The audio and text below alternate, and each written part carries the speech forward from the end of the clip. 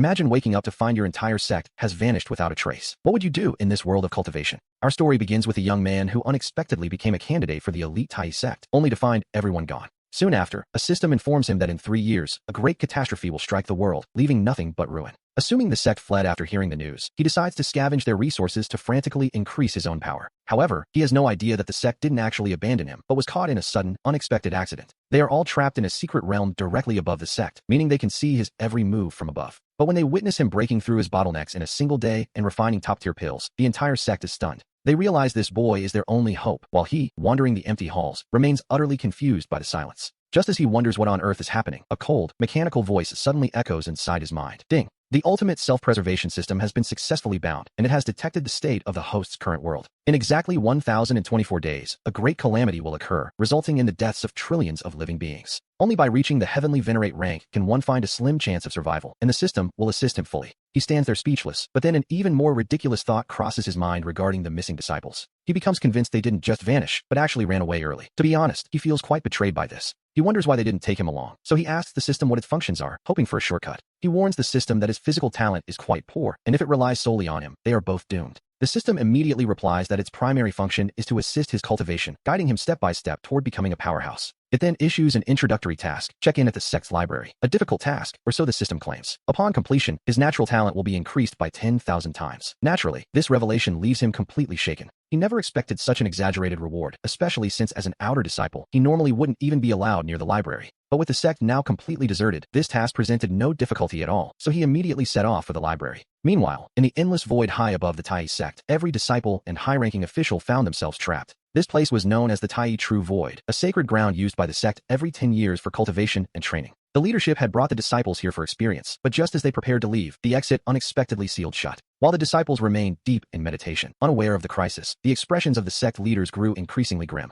Sect Master Chen Sheng tried to calm the others, reminding them that the Tai True Void had endured for countless generations. He suggested that perhaps the spatial structure in certain areas had simply loosened over time. They only needed to wait for the Supreme Elders to repair it. Upon hearing this, everyone looked toward the high dome above. We see 3 elders sitting cross-legged in the void, working together to investigate the disturbance with their combined spiritual power. Each of them possessed power that could reach the heavens. Surely, with them there, this malfunction would be resolved. The leaders' expressions softened slightly. Chen Sheng spoke again, noting that while the elders worked, they should not remain idle. He urged them all to think of a clever strategy that might assist in their escape from this predicament. Elder Shangguan of Tianji Peak was the first to speak, remembering that not every single disciple had entered the secret realm. One person remained outside. 3 years ago, the holy maiden, Xiao, had entered seclusion at the foot of Dragon Slaying Cliff. She sought to reach the Zifu realm and left word not to be disturbed, meaning she was indeed the only one left behind. Hearing this, Elder Lu of Tiangong Peak nodded happily, realizing there was still a glimmer of hope for them all. The Tai True Void had a backup activation array that could open the passage from the outside once the holy maiden emerged. Finding the sect empty, she would surely use her legendary wit to realize they were all trapped within the secret realm. The elders looked relieved at this prospect, but the master of Tianji Peak still wore a look of deep frustration. He pointed out that the holy maiden's seclusions lasted 5 to 10 years, and she was currently at a critical breakthrough stage. He feared she might not emerge for another 20 years, causing the smiles on the leaders' faces to freeze instantly. After a long silence, Sect Master Chen Sheng let out a heavy sigh. He told them to set it aside for now and check the situation below instead. Perhaps the holy maiden had already finished her seclusion. With a flick of his fingers, he cast a spell to make the spatial barriers transparent. As they looked out at the world below, an elder pointed toward a specific spot in surprise, asking why someone was standing at the outer peak entrance. Following his gaze, the entire group looked down and indeed discovered a lone figure standing on one of the mountain peaks. We see him wearing the robes of a preparatory outer disciple, walking into a mission hall with his hands behind his back. He then took out his disciple token, connected it to the unmanned mountain stone, and began frantically pouring contribution points into it. To be honest, it was a bold move. The elder in charge of the mission hall roared in fury, calling it outrageous that this boy dared to act while the sect was empty. He accused him of blatantly stealing contribution points, wondering if the boy had any shame at all. The sect master snorted coldly, flicking his sleeve in disgust. He declared that a person with such low character and poor morals was utterly unworthy of being part of the Tai sect.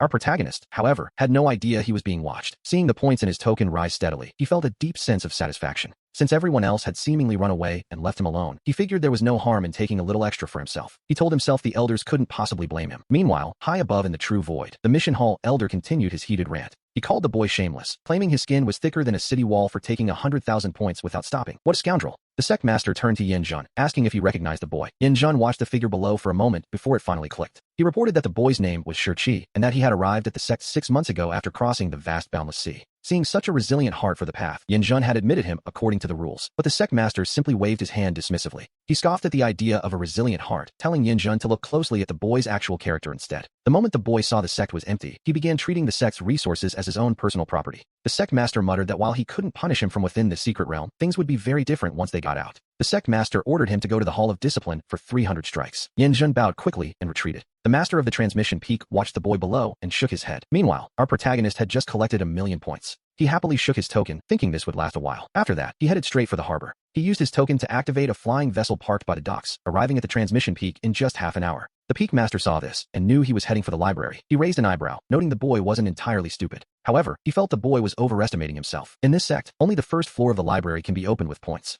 Accessing the other floors depends entirely on one's talent. Naturally, the best techniques and divine powers are stored on the highest levels. He recalled how Holy Maiden Xiao, with her Wanxia Dao body, reached the 8th floor when choosing her cultivation method. She was equal to Holy Sun Li Zhengyun. This little thief, however, had such poor talent he might struggle with even the first floor. The elder's words were blunt, but to be perfectly honest, they were the absolute truth. Inside the Tai sect library, a massive array of righteous laws and cultivation techniques hummed with ancient power. One must rely on a talent assessment to climb the tower and claim a technique. It is a rigorous process. The laws set by the ancestors match a cultivator's potential perfectly. No one has reached the 9th floor in 1,000,000 years. While the elders were lost in their thoughts, we see Shurqi landing at the entrance of the library. The moment he touched his token to the stone tablet at the gate, 10,000 contribution points were instantly deducted. Suddenly, a system notification chimed in his ear. He had reached the library, and the introductory quest was complete. The rewards were issued. His new task was to practice any technique and reach the Qi refining realm. Upon completion, he would receive a mastery voucher. Using it would allow any technique to reach this small success level in one day. Shurqi looked suspicious, wondering if the reward had actually been issued. He didn't feel any different at all. He questioned if his talent had really increased 10,000 times, or if the system was just tricking him. The system remained silent. He decided the only way to be sure was to test it himself, and picking up a random manual, he found he could understand it at a single glance. Even the core concepts that had baffled him before were now perfectly clear, and once he confirmed this, our protagonist was overjoyed. His talent had truly increased, and since the body tempering stage is the foundation of all cultivation, his choice of technique was now vital.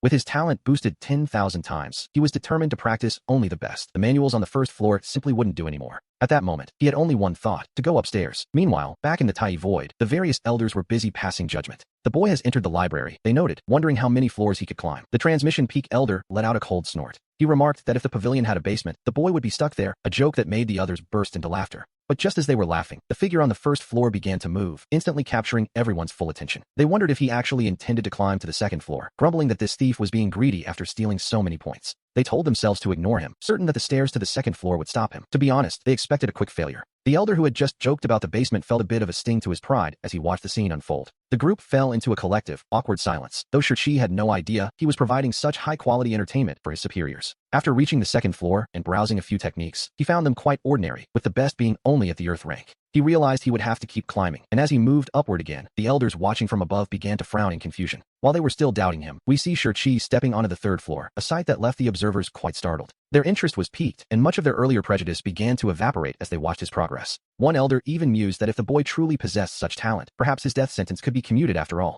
He thought that after a bit of punishment, the boy could be properly taught. But just as that thought crossed his mind, he watched as Shurqi climbed higher and higher, reaching the 6th floor without any resistance, leaving the entire group utterly shocked. One must remember that many of these elders only reached the 6th floor in their youth. The heavenly secret elder turned to look at Su Wuxuan. Junior brother Su, could it be that the laws of your library have failed? The transmission peak master immediately shook his head, insisting it was impossible. The library was built by the founding ancestor, Tai Daozuan, himself. It isn't like the current Tai Void, which has been recently disturbed. He maintained there was no way the laws had failed. Hearing this, the heavenly secret elder raised an eyebrow and asked how he explained the situation. How could Shurqi reach the 6th floor? Faced with the question, the transmission peak master was at a loss for words, considering the boy's history. The fact that someone who couldn't even touch the threshold of body tempering after 6 months could reach the 6th floor left everyone utterly baffled. They felt that if he truly possessed such talent, it couldn't have been hidden. Even with minimal effort, he should have mastered the basic techniques. With a special constitution, he might have even entered the way automatically. To be honest, the current situation defied all common sense. But the sect leader wasn't dwelling on those contradictions. Seeing the scene unfold, he actually began to feel a sense of appreciation for the boy. At that moment, the transmission peak master also stroked his beard thoughtfully, his earlier coldness beginning to melt away. He noted that despite the chaos, the boy had maintained his composure even when facing a suddenly empty and silent sect. This was a sign of great character, as the saying goes. One who carries thunder in his chest but remains calm can lead an army. Such a rare, unpolished gem only needed careful carving to become a pillar of the sect in the future. Yes, a pillar indeed. He remarked that since the other elders were busy, he, Su Wuxuan, was willing to share the sect's burden once they were out of danger. He offered to take Shurqi as a personal disciple and teach him himself. Hearing this, the other core disciples all looked on with envy. After all, the Tai sect has many followers, and for the transmission peak master to offer personal tutelage was a rare honor indeed. Usually, only inner and core disciples hear a lecture once a month, and only a few top elites might get a moment of private guidance. It was nothing compared to the prestige of being a peak master's personal disciple. However, unlike the envious disciples, the other elders weren't impressed. The various peak elders rolled their eyes in unison. This old fellow, they thought, certainly knows how to change his tune quickly. Then, Lu Daojia, the Heavenly Palace peak master, stepped forward. He turned to Su Wuxuan and remarked on his keen eye for talent. He added that although he himself was modest, he too saw that the boy's character and potential were of the very highest caliber. He suggested that junior brother Su should simply stay out of it, offering to take over the boy's lessons himself. As Lu Daojia delivered this sudden speech, Su Wuxuan listened to the first half with a look of genuine surprise. He spoke of how all the brothers should nurture the true disciples, but then added that he had to disagree with Su on one point. He pointed out how hard Su had worked for the sect over the years, pouring out his blood and sweat teaching countless disciples daily. On top of that, he frequently had to provide private guidance to the elite disciples. After all, even masters are only human. He claimed that while the other brothers might stay silent, he simply couldn't allow Su to take on more, insisting he step aside. Regarding the boy's tutelage, he declared he would handle it. It was quite a performance from Lu Daojia. While Su Wuxuan was moved by the first half of the speech, he soon realized his brother was actually trying to steal his potential disciple. But he wasn't about to hand over such a prize so easily, and he managed to squeeze out a few crocodile tears for brother Daojia. He recalled how Daojia had cared for him since childhood, and after thousands of years of kindness, it was time to repay the debt. He argued it wasn't stubbornness, but rather that the Heavenly Palace peak required far too much specialized talent in chi refining. While Shiqi's cultivation aptitude seemed decent enough, that didn't mean he had the specific gifts required for their complex arts. If the boy turned out to be untalented in that specific field, it would be a waste of everyone's time. It would force his brother to spend even more of his precious time on basic instructions, and the Heavenly Palace was already far too busy. He asked dramatically if he was expected to just stand by and watch his dear brother work himself to death over a new student. Therefore, he insisted that taking Shiqi as a disciple was a burden he, as a junior brother, must shoulder alone. Lu Daojia caught the hidden meaning immediately and felt a surge of anger at Su Wuxuan's sudden lack of integrity. Just as he was preparing a sharp rebuttal, the calm voice of a woman suddenly drifted into their heated conversation. She asked why her two junior brothers were squabbling over such a small matter, urging them not to ruin their harmony. We see the crowd turn toward the voice, finding a beautiful woman in purple Taoist robes approaching the group. This was Yu Xiao, the master of the Hidden Sword Peak. Both Lu Daojia and Su Wuxuan immediately bowed to her with deep respect. They greeted Sister Yu formally. Seeing this, the sect leader sighed in relief, thinking that at least Sister Yu was sensible. He was glad she had stepped in to stop these two old men from making a scene in front of so many disciples. But just as he was feeling comforted, he watched as Yu Xiao looked at the two of them with a bright, knowing smile. The sect leader's eyelids twitched as the two elders froze. It seemed Sister Yu had joined the race to claim the boy too. Now that she had started it, the other elders began to feel tempted, while the true disciples started whispering among themselves. One wondered why he, who also reached the 6th floor, wasn't chosen as a personal disciple. These things require more than just talent. It also requires timing, and one could only say that Shiqi's luck was truly extraordinary. Today, everyone was focused on the secret realm. Because they were forced to watch him, even his smallest movements were being magnified 1,000 times over.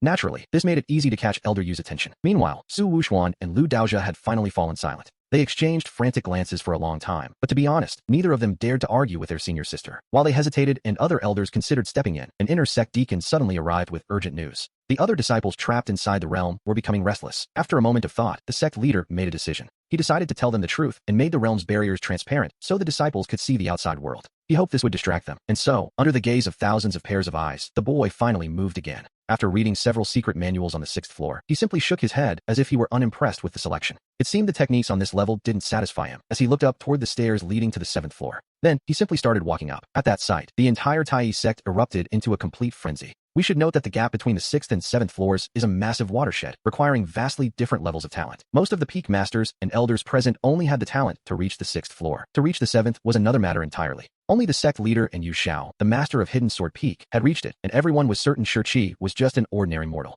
In the entire history of the Tai sect, there had never been a record of a mortal body ascending to the 7th floor. At that moment, Shangguan Siyuan, the master of Tianji Peak, regained his composure and noted that this was Shiqi's first time in the library. He suggested the boy was simply testing his limits and would surely retreat once he faced the difficulty. Hearing this, the others nodded in agreement. A short while later, Shangguan Siyuan wore an expression that said, "I told you so," as Shiqi reached the middle of the staircase. He predicted the boy was likely struggling just to stay upright, and the others chimed in, agreeing that taking another step would be a problem. They felt his reasoning was sound, but meanwhile, halfway up those stairs, Shiqi was exhausted and cursing the design in his head. He wondered who had designed these stairs, as climbing from the 6th to the 7th floor required a staggering 80 steps. He realized why a 200-meter building only had 9 floors. It was filled with endless stairs, a choice he found quite absurd. In reality, when the Tai Exalted One built this tower, he designed it specifically for the standards of those in the Radiant Body realm. He never imagined a mortal would ever reach such a height. Yet after a brief rest, our young hero finally continued his ascent. With only 20 steps left to reach the 7th floor, he had no idea that his simple movements were causing quite a stir above. The elders in the sky were once again left speechless, forcing the master of Tianji Peak to cough awkwardly with a reddened face. He remarked that Shi was tougher than imagined, but insisted that reaching the 7th floor remained an absolute impossibility. There was no precedent in the sect's history, and by his calculations, Shi's physical pressure must have already reached its breaking point. We see the boy gasping for breath, and the elder assumed it wasn't just his bones and muscles that were screaming in protest. He believed even the boy's internal organs were enduring immense pain, concluding that he wouldn't be able to take another single step. Hearing this final judgment, the other elders scrambled to agree once more, praising junior brother Shangwan for his supposedly keen insight. They observed that while he couldn't reach the 7th floor, his talent as a mortal already placed him among the sect's top geniuses. But just as the elders were deep in their grand discussion, something happened that would once again prove them entirely wrong. Suddenly, a core disciple cried out that Shi was moving, and everyone looked down to see him darting forward like a blur. His figure practically flew to the top of the stairs, stepping firmly onto the 7th floor, and a heavy silence fell over the group. After a long pause, no one could remain calm anymore, and Yu Xiao felt even more determined to take the boy as her personal disciple. The sect leader of Tai was visibly trembling with excitement, amazed that a mere mortal body could actually reach the 7th floor. He declared that this act had opened a new chapter in history, adding a peerless genius to their sect's long legacy. He ranked the boy among the top 10 core disciples immediately, telling the other masters there was no longer any need to argue. He announced that once they were freed, Shi would join his own lineage to be taught personally, a statement that stunned the listeners. The elders were aghast, wondering why even the sect leader was now jumping into the fray to snatch the boy for himself. You see, the Tai sect had an iron rule. The sect leader could not take extra disciples beyond the Holy Son and Holy Daughter. This was partly due to his busy schedule, and partly to prevent any rival disciples from threatening the sect's established succession. Yet now, the sect leader was willing to break tradition for Shi, and though the elders were shocked, deep down they understood why. After all, Shi had shattered the limits of what a mortal body could achieve, making his future potential truly impossible to estimate. Hearing this, Yu Xiao shot an angry glare at the sect leader, whose face began to burn with embarrassment under her gaze. He knew his position was sensitive and that he was overstepping his bounds. Feeling guilty, he didn't even dare to look her in the eye. Finally, Shangwan Siyuan spoke up to offer some counsel, urging his senior brother to think twice before making such a drastic decision. He argued that such a precedent had never existed, and if the rule were broken, it would surely unsettle the Holy Son and Daughter. The other elders quickly chimed in to support this reasoning, but just as they were all trying to dissuade him, the leader spoke again. Sect leader Peng Xianyang spoke with absolute finality, telling them all that there was no need for such concern. He declared that once he took Shi as his disciple, he would simply hand over all his sect leader authority to junior sister Yu Xiao. As those words echoed, everyone fell into a stunned silence, while Yu Xiao could only stare at leader Peng in utter disbelief. Are you trying to kill two birds with one stone? She asked, leaving everyone confused while sect leader Peng's heart skipped a beat. He hadn't expected Yu Xiao to see through his little scheme so easily, reminding us of the days when they were both candidates for leadership. Back then, Yu Xiao had voluntarily stepped down from the race, allowing him to inherit the position of sect leader unchallenged. But after 1,300 years of heavy administrative burdens, Peng Qianyang's cultivation had completely stalled, and to be honest, he was exhausted. He saw this new disciple as the perfect excuse to retire, but such a clever trick could never stay hidden from his senior sister. While the elders remained utterly lost, the disciples watching from below saw something else entirely, a leader willing to quit for a genius. By the time the news reached the outer sect, it had been distorted into wild rumors that the deacons were forced to suppress. Even the deacons wondered if the sect leader was truly stepping down just for Shi's sake, or if there was more to it. With these thoughts in mind, we return to the 7th floor of the library, where the focus of all this drama was currently standing. Shi stood before the shelves with his hands behind his back, calmly inspecting the jade slips containing earth-grade techniques and above. At this level, traditional scrolls were replaced by these jade slips, and normally, a disciple could only choose one to study at a time. Golden inscriptions beside each slip explained the rules, but since no one was there to guard him, he felt no need to follow them. To be perfectly honest, he wasn't even impressed by these earth-grade techniques now that his talent had been boosted 10,000 times over. He knew he had to reach the heavenly sovereign realm within 3 years to survive the coming great catastrophe. These techniques simply weren't enough. After scanning the available slips, he couldn't help but sigh, reflecting on the 6 months since he had first crossed into this world. Back then, as a lowly outer sect trainee, no one had bothered to explain the complexities of the different cultivation realms to him. Consequently, he had no real concept of what those ranks meant or the true nature of the world he now inhabited. It was only now, wandering through this library, that he realized he was in a high-level world where power could defy the heavens themselves. Through sheer will and the constant refinement of the human body, mankind had created a martial arts system to dominate the world. This path was divided into 3 major stages, each separated by bottlenecks that were notoriously difficult for any cultivator to break through. The first stage is the key to a mortal's transformation, with the body-tempering realm serving as the foundation for everything that follows. One can then strive for the bone-refining realm, where the strong rival nature itself, while heavenly sovereigns are rare geniuses of the world. As he recalled the knowledge gathered from the library, he felt a deep sense of shock, finally realizing the system's true requirements. The goals were, to be honest, quite ridiculous, but his priority now was choosing a body-tempering technique to finally begin his journey. Since the people of the Tai sect seemed to have vanished for the moment, he decided that if he practiced, it had to be the best. With that thought in mind, he continued upstairs, his heart filled with the hope of finding a truly top-tier cultivation technique. He climbed all the way to the 8th floor in one go, where the space remained vast, though the jade slips were far fewer. He immediately began his research to see if anything was worth his time, completely unaware of the chaos he was causing outside. His actions had sent the entire sect into a frenzy, with disciples shouting in disbelief that Shih had actually reached the 8th floor. They wondered if Brother Shi was even human, marveling at how a mortal with a sword could enter the library's highest levels. If the sect leader himself hadn't revealed this vision of the lower realm, many would have suspected they were being deceived. It was now clear why the sect leader was willing to resign to take him as a disciple. His earlier impulse now looked like genius. The disciples realized their own shallow judgment, seeing that Shi truly had the potential to challenge the Holy Sun for his position. While the elders were flushed with excitement, the Holy Sun felt his world go dark, his face turning pale at the sight. Since both he and Shi possessed the talent to reach the 8th floor, his status as the Holy Sun would likely be reevaluated. However, he quickly told himself that while Shi's talent was impressive, the boy was still far too young and inexperienced. Shi hadn't even begun his formal cultivation path yet, while he was already at the peak of the God-severing realm, a massive advantage. Furthermore, the newcomer lacked both seniority and connections, making it unlikely he could ever truly claim the Holy Sun's throne. He believed Shi's only edge was that strange mortal body, whereas his own lunar holy body was powerful and mysterious. Because his path was rare, he had joined the Tai sect specifically for its deep heritage, eventually finding his match on the 8th floor. He eventually found a low-grade heaven rank technique that suited him perfectly, yet only after practicing did he learn the truth. This technique was merely a simplified, substitute version of a much greater power, the high-grade heaven rank Azure Spirit Dragon Art. The original was hidden away on the 9th floor of the library, and though he was destined never to reach it, he remained proud. He reasoned that Shi was only at his level on the 8th floor, while naturally remaining 3 entire realms behind him. And so, the Holy Sun, Li Jingyun, regained his confidence, convinced that his position was no longer under any real threat. With a renewed sense of superiority, he struck a profound pose, looking down upon the vast landscape of the sect below. We see Shi continuing his search on the 8th floor, where the jade slips all emit a soft, mystical glow. He recalled the secrets he had read downstairs, that heaven-rank techniques are not just profound, but truly unique in this world. Legend says that when such a technique is born, it carries a fragment of the creator's own will within it. Hidden deep within the jade slips, these techniques develop a form of spiritual sentience over long periods of time. The top-tier arts might even choose their own masters, and the glowing light before him was a clear sign of that spiritual energy. After walking a full circle, he was drawn to the brightest jade slip of all and picked it up for a closer look. The earthly hidden art was certainly impressive, but to be honest, he simply had no interest in soul cultivation techniques. He casually tossed it aside, completely unaware that this simple gesture made the Holy Sun's eyelid twitch in pure frustration. The very technique he took such pride in was treated as worthless by a mere mortal, and his composure began to crack. He found himself struggling to breathe, cursing inwardly at the low-born commoner who clearly had no eye for true value. He watched with bitter curiosity, eager to see what kind of technique Shi would actually end up choosing after such a rejection. Meanwhile, Shi began to wander the 8th floor with his hands behind his back, finding nothing that truly suited his needs. Surprisingly, the travelogues and miscellaneous records caught his interest more than the actual cultivation manuals did. These scrolls contained basic intelligence on this world and its various factions, which he enjoyed reading simply to broaden his horizons.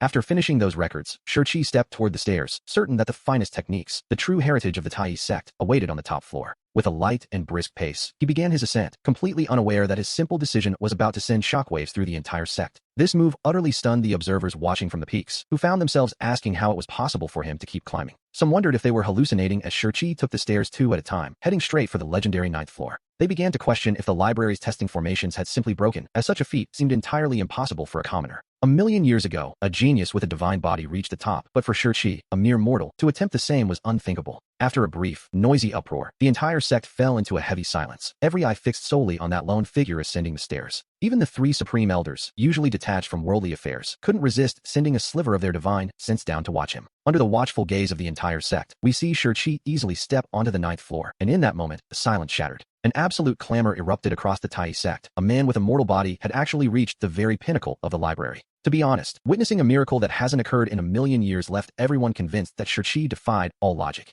It seemed certain that once the sect's crisis passed, he would rise to the top and become the most sought-after disciple for every elder. He was truly the envy of everyone. Yet just as the sect began to heap praise upon him, a discordant note was struck. An elder named Su Wuxuan suddenly sent a message of confession, claiming that a certain formation in the library had recently malfunctioned. He admitted that after reporting the issue, he had secretly pocketed the high-grade spirit stones intended for the repair. By using inferior stones instead, he feared the talent testing formation had truly failed, a statement that instantly drained the air from the room. The scene fell deathly silent as the other elders turned to look at Su Wuxuan in utter disbelief and shock. Finally, the elder of Tiangong Peak spoke up to argue, telling his brother not to speak such nonsense about their sacred library. He reminded them that the formation was built by the sect founder himself and contained a fragment of his own law. It wouldn't fail easily. Su Wuxuan bowed toward the sky, noting that while he wouldn't dare question the founder, time itself is often a heartless thing. He argued that even the strongest gods cannot defeat time, and in this world, nothing can truly claim to be eternal. After millions of years, even the library's formations might falter. Perhaps a few misplaced spirit stones were all it took. If the testing efficiency had truly failed, it would explain everything, and hearing this, the others began to snap out of their shock.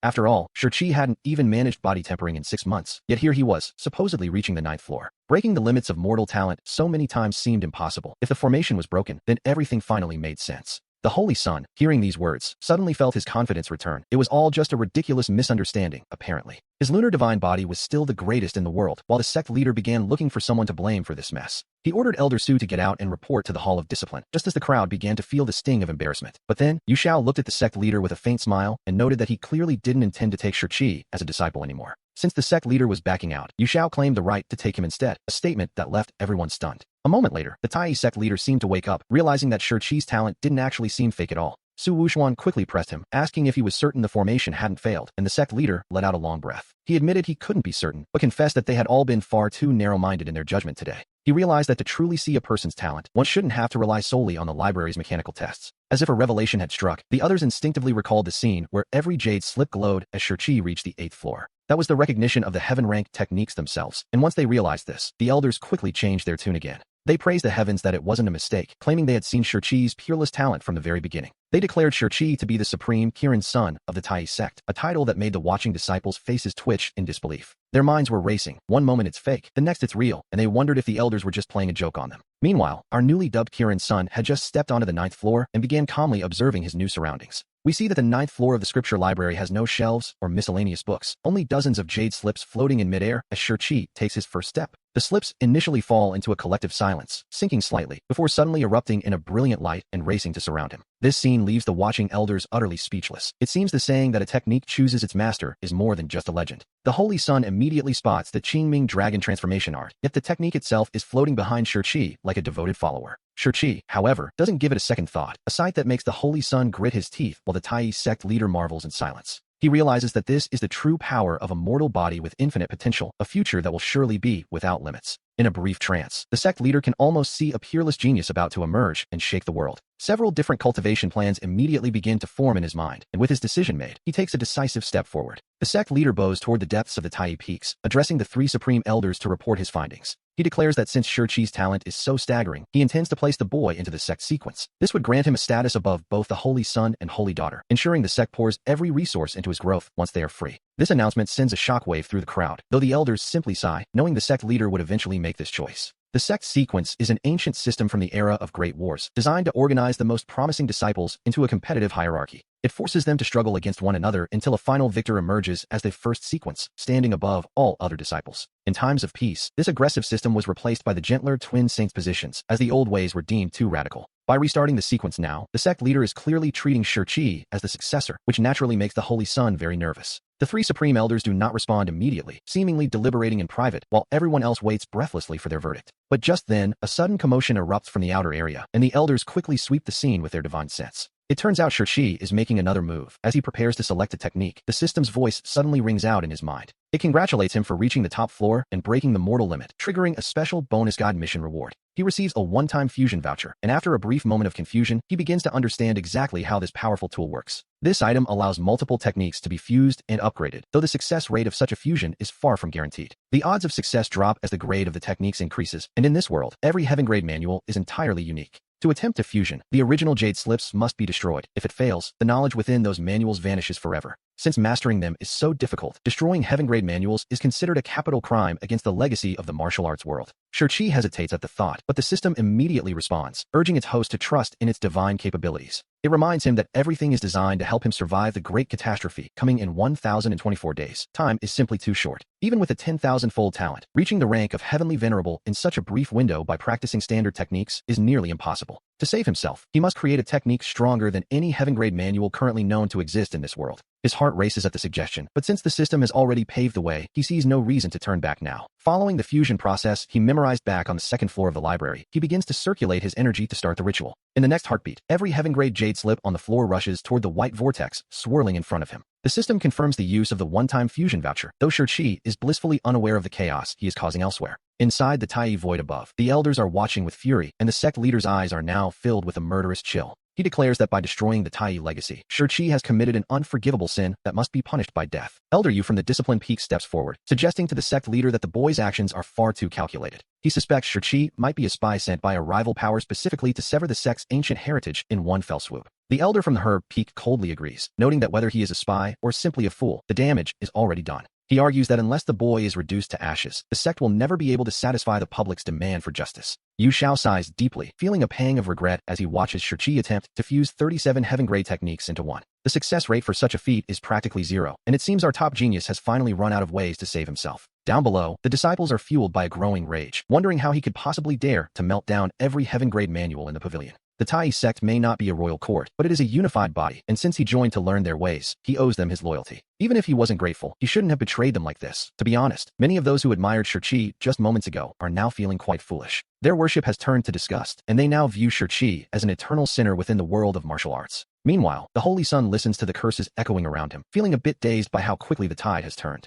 One second, Shi was the sect leader's favorite prodigy, and the next, he's become a pariah, all while the Holy Sun did absolutely nothing at all. He realizes he has somehow regained his standing without lifting a finger, and a smug smile begins to creep across his face. But just as he prepares to reclaim his arrogance, he remembers how many times things have backfired before. He wonders if this is another false alarm. Deciding to be cautious, he chooses to observe a bit longer, first glancing down at the situation unfolding within the sect grounds. We see Shi with his hands held wide, still performing the fusion ritual as the 37 jade slips are mostly dissolved into the light. The Holy Sun begins to relax, feeling certain of the outcome, and turns his gaze toward the sect leader high above. High above, a massive, blurred face made of spiritual energy begins to manifest, its overwhelming presence crushing the very air of the world below. The sect leader's own figure looks tiny by comparison as the giant face lets out a single, thunderous word, die. It seems the Supreme Elder is truly enraged, and Shi's fate appears sealed. Yet, just as the Holy Sun begins to celebrate in secret, a sudden burst of brilliant spiritual energy explodes from the library pavilion, sending rays of divine light piercing through the clouds. Layers of auspicious light bloom around the 9th floor, and at this sight, everyone in the Tai sect is frozen in absolute shock.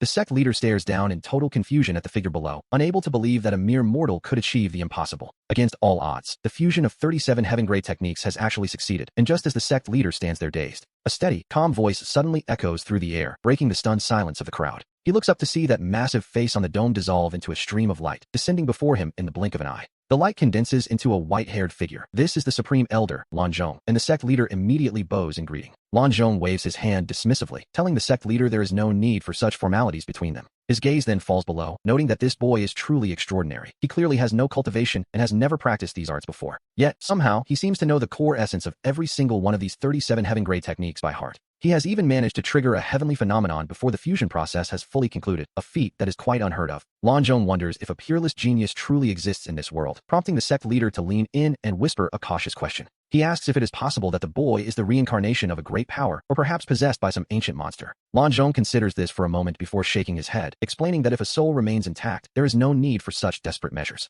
And if the soul had already withered away, there would be no chance for reincarnation or possession to occur in the first place. He concludes that unique people simply do unique things, and there is no need for alarm, though the crowd below feels very differently. The elders and disciples are shaken to their core. It seems Shi is truly something else, having survived a crime that should have cost his life. Against all logic, he actually succeeded in the fusion method, turning a death sentence into a miracle right before our eyes. Even the Supreme Elder has personally descended to confirm that he isn't some old monster in a young man's body. He achieved this purely through his own martial talent, a fact that is, to be perfectly honest, completely mind-boggling to everyone present. Just then, Elder Yu from the Discipline Peak speaks up, nervously asking the Supreme Elder if they are still going to execute Shi. The sect leader's face darkens instantly as he barks at Elder Yu to stop talking such nonsense immediately. He declares that Shi is the peerless treasure of their Tai sect and the very hope for their future. He asks rhetorically when the Supreme Elder ever mentioned anything about killing him, which is a rather convenient bit of selective memory. Elder Yu freezes, his mouth hanging open to argue, but Elder Shangwan beside him frantically tugs at his sleeve to keep him quiet. He retreats a few steps in silence, casting a cautious glance toward the Supreme Elder, only to find Lan Zhong's expression as calm as ever. The Elder doesn't spare a single look at the other officials. Instead, his entire focus remains fixed on the activity atop the scripture pavilion. As we watch, the fusion of all those techniques finally reaches completion, and a brand new jade slip begins to take shape.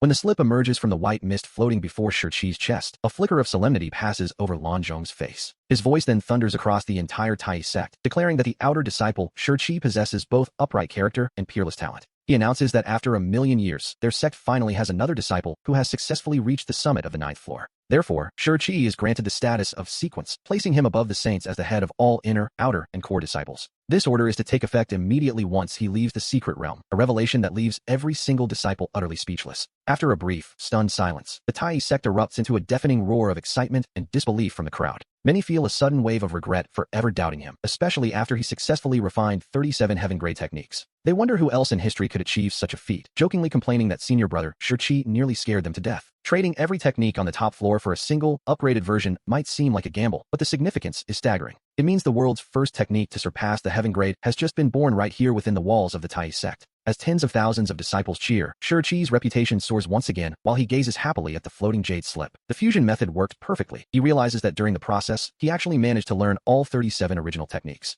With the system support, this new, ultimate heaven-grade technique has successfully been brought into existence. It combines the strengths of all 37 arts into one all-encompassing manual, yet it is uniquely designed for a mortal body. Because the requirements for talent are so incredibly high, he is the only one capable of practicing it, a rather exclusive club of one. As the heavenly visions finally fade away, he reaches out to grasp the jade slip, realizing that his plans have changed significantly. He had originally intended to find a simple technique for the body refining stage, but he never expected to trigger such a massive reward. By fusing these arts, he has created a systematic new cultivation method, one he hadn't initially expected much from. He used to think that systematic techniques covering multiple realms were often quite mediocre in terms of power boosts. His original plan, to be honest, was simply to switch to a new specialized technique every time he reached a new realm. However, this ultimate heaven-grade divine art he just forged is different. It covers every stage of cultivation perfectly. With 37 high-tier heaven-grade techniques as its foundation, it pushes the effects of every single realm to the absolute limit. It is easily as powerful as any specialized art. For instance, it has fully absorbed the essence of the great sun furnace body. That particular art was a divine method for tempering the body, and if Shi's calculations are correct, his strength will be immense. At the first level of body refining, his power will likely exceed 10,000 Jin, reaching a terrifying level by the 10th stage.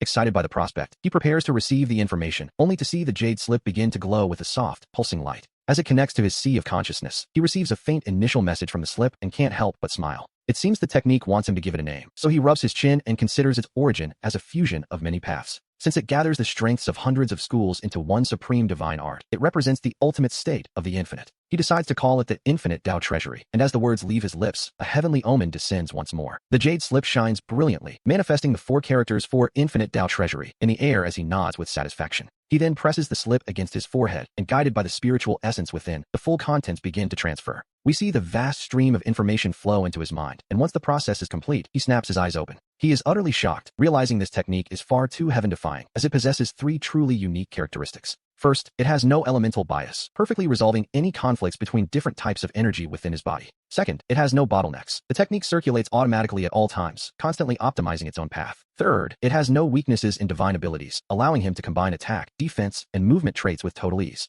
The technique has even evolved into 3 exclusive divine abilities: the flow of 10,000 laws, the great elephant's true form, and the Tao Eye's true precept. As he reflects on the descriptions of the infinite Tao treasury, his eyes burn with passion, though he soon shakes his head with a sigh. Unfortunately, these 3 divine abilities are still far out of reach, as they can only be cultivated after breaking through the Nirvana realm. The most important thing right now is to enter the body refining realm, so he immediately takes a stance and begins his cultivation. With every breath, he feels the spiritual energy within his body traveling repeatedly along his meridians, causing his muscles to tighten with intensity. His bones and tendons occasionally let out crisp pops, and while he focuses on his training, the elders of the Tai True Void have finally regained their composure. The Supreme Elder, Lan Zhong, has also vanished from the high sky, returning to his task of inspecting the exit of the secret realm. At this moment, Su Wuxuan, the master of the transmission peak, remarks that the 10th sequence has chosen a very fine name for his technique. He notes it has the flair of a supreme divine art and shows great taste, though by now, the others are quite used to his constant shifting of opinions. Elder Lu Daojia of the Heavenly Peak nods in agreement, wondering if the 10th sequence, with his peerless talent and this new technique, can shorten the time needed to enter the body refining realm to under 3 days. Upon hearing this, the other elders join the discussion with great interest. 3 days to reach body refining? In the entire world of cultivation, that would be an absolutely top-tier achievement. In fact, throughout history, there have been fewer than 100 people who achieved it within 10 days. Fewer than 10 have done it in 5 days, and as for those who managed it in under 3, there has only ever been one.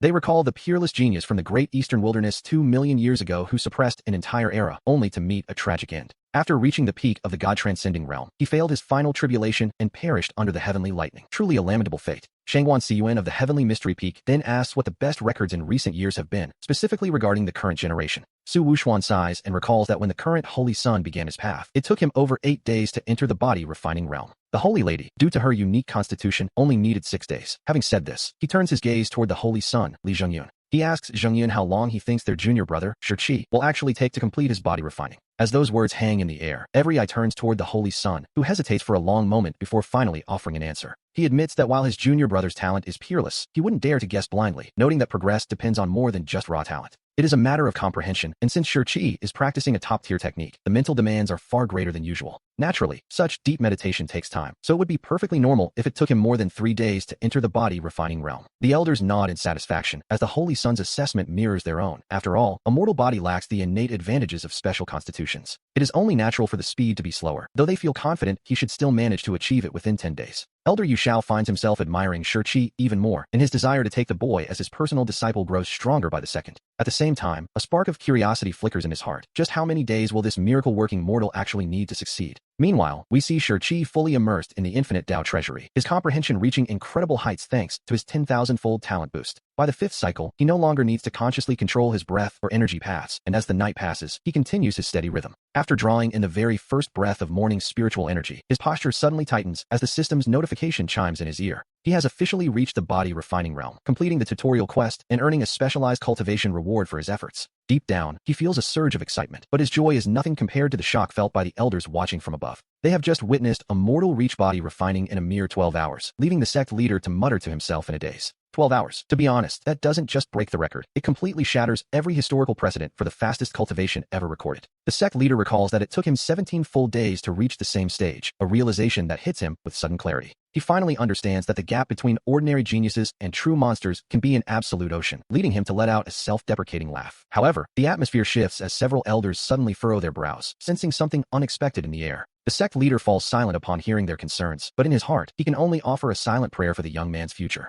He hopes that even with standard cultivation and no external help, Shi can still achieve a truly extraordinary level of success. Unlike the worried elders watching from above, Shi feels absolutely incredible despite having practiced for the entire night. He stretches his arms with excitement, realizing that after 6 months in this world, he has finally touched the realm of the extraordinary. He is no longer a mere mortal, and after taking a moment to adapt, he curiously clenches his fists to test his newfound strength. He wonders where he stands, knowing that if one practices the Great Sun body refining technique, a single arm can exert over 9,000 pounds of force. Breaking the 10,000-pound mark is easy for those with special constitutions, but even as a mortal, his infinite Tao treasury is far superior. He suspects surpassing that limit will be effortless, though he isn't sure where his true ceiling lies, so he decides to head to the Yinwu Hall. Before that, however, he plans to use the system's reward, a martial arts mastery voucher, to master a technique before testing his power. In this world, combat power is built on cultivation methods, martial arts, divine abilities, and magical weapons, with the first 2 being the foundation. Furthermore, the infinite Tao treasury requires him to refine his body through actual combat with war beasts to truly master the body refining stage. The monsters within the sect's myriad beast peak are perfect for practice, so he begins browsing the 9th floor of the library pavilion.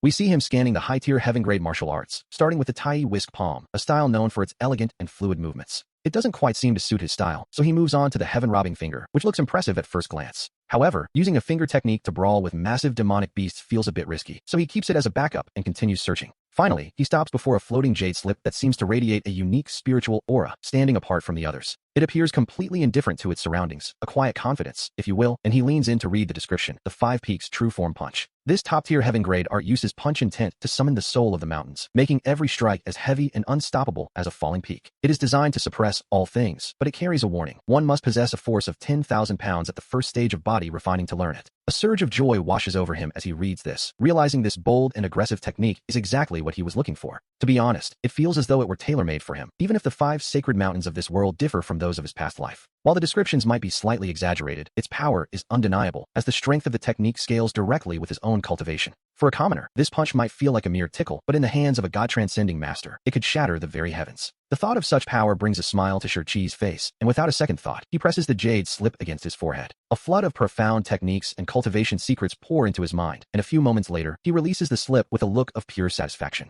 He isn't in a hurry to use his mastery voucher just yet. Instead, he leaves the library pavilion with a light step and quickly takes flight. We see him heading straight for the Yinwu Hall at the peak of transmission, but back at the pavilion, his choice has left the elders deeply concerned. The elders of the Tai sect exchange worried glances, wondering why on earth Shi would choose such a problematic martial art. The 5 Peaks True Form Punch has sat in the library pavilion for millions of years, and many have tried to master its secrets. Yet, it seems only the 32nd sect leader ever truly succeeded, a man named Song who was blessed with extraordinary talent. He possessed the peerless tyrant body, the perfect constitution for physical cultivation, which allowed him to master the technique's great success stage. Back then, he was invincible, but while the punch's power is unrivaled, the difficulty of learning it is simply staggering. One elder recalls that even sect leader Song never managed to reach the level of perfection before his time was up. In fact, before his passing, Song admitted that he had wasted far too much of his life trying to fully grasp the 5 Peaks True Form Punch. That obsession cost him his longevity. Otherwise, he might have reached the god-transcending realm, leaving the elders to wonder about his final thoughts. Did he regret choosing that peerless technique in his final moments? Well, whatever he felt is now a matter for history. The pressing issue now is why Shang-Chi would follow that same path, especially since he has only just begun his body-refining journey. For a beginner, a more balanced profound-grade technique would be far more appropriate than this mountain-shattering gamble. The elders are anxious, watching a promising young talent potentially ruin his future through blind ambition, especially the Tai sect leader. He watches with a furrowed brow, lost in thought, knowing that while Shang-Chi is gifted, he is still operating with a mortal body. Unlike the legendary Song, Shang-Chi doesn't have the peerless tyrant body to act as a natural foundation for such a heavy technique. This is destined to be an incredibly difficult road to walk, and to be honest, the elders are right to be skeptical. Nearby, Yu Shao clenches his fists, clearly pained by the thought of watching Shang-Chi wander down such a treacherous path in his cultivation. After a moment of silence, he turns his gaze toward the gathered elders, his expression heavy with the weight of leadership. As the elders begin to brainstorm ways to help, we return to Shang-Chi, who remains blissfully unaware of the concern he has caused. He has just arrived at the Yanwu Hall via a flying boat, a place specifically designed for body-refining disciples to test their raw strength. After scanning the various training equipment scattered across the floor, he selects a 10,000-pound stone lock and takes a deep breath. He lifts it with a single hand, hoisting it above his head. He expected a struggle, but to his surprise, it feels incredibly light. Deep down, he is shocked to realize he had underestimated his own power, so he sets the lock down to test even heavier weights. Eventually, he finds he can lift an 18,000-pound stone ball with one arm, a testament to the sheer authority of the Wuji Dao burial.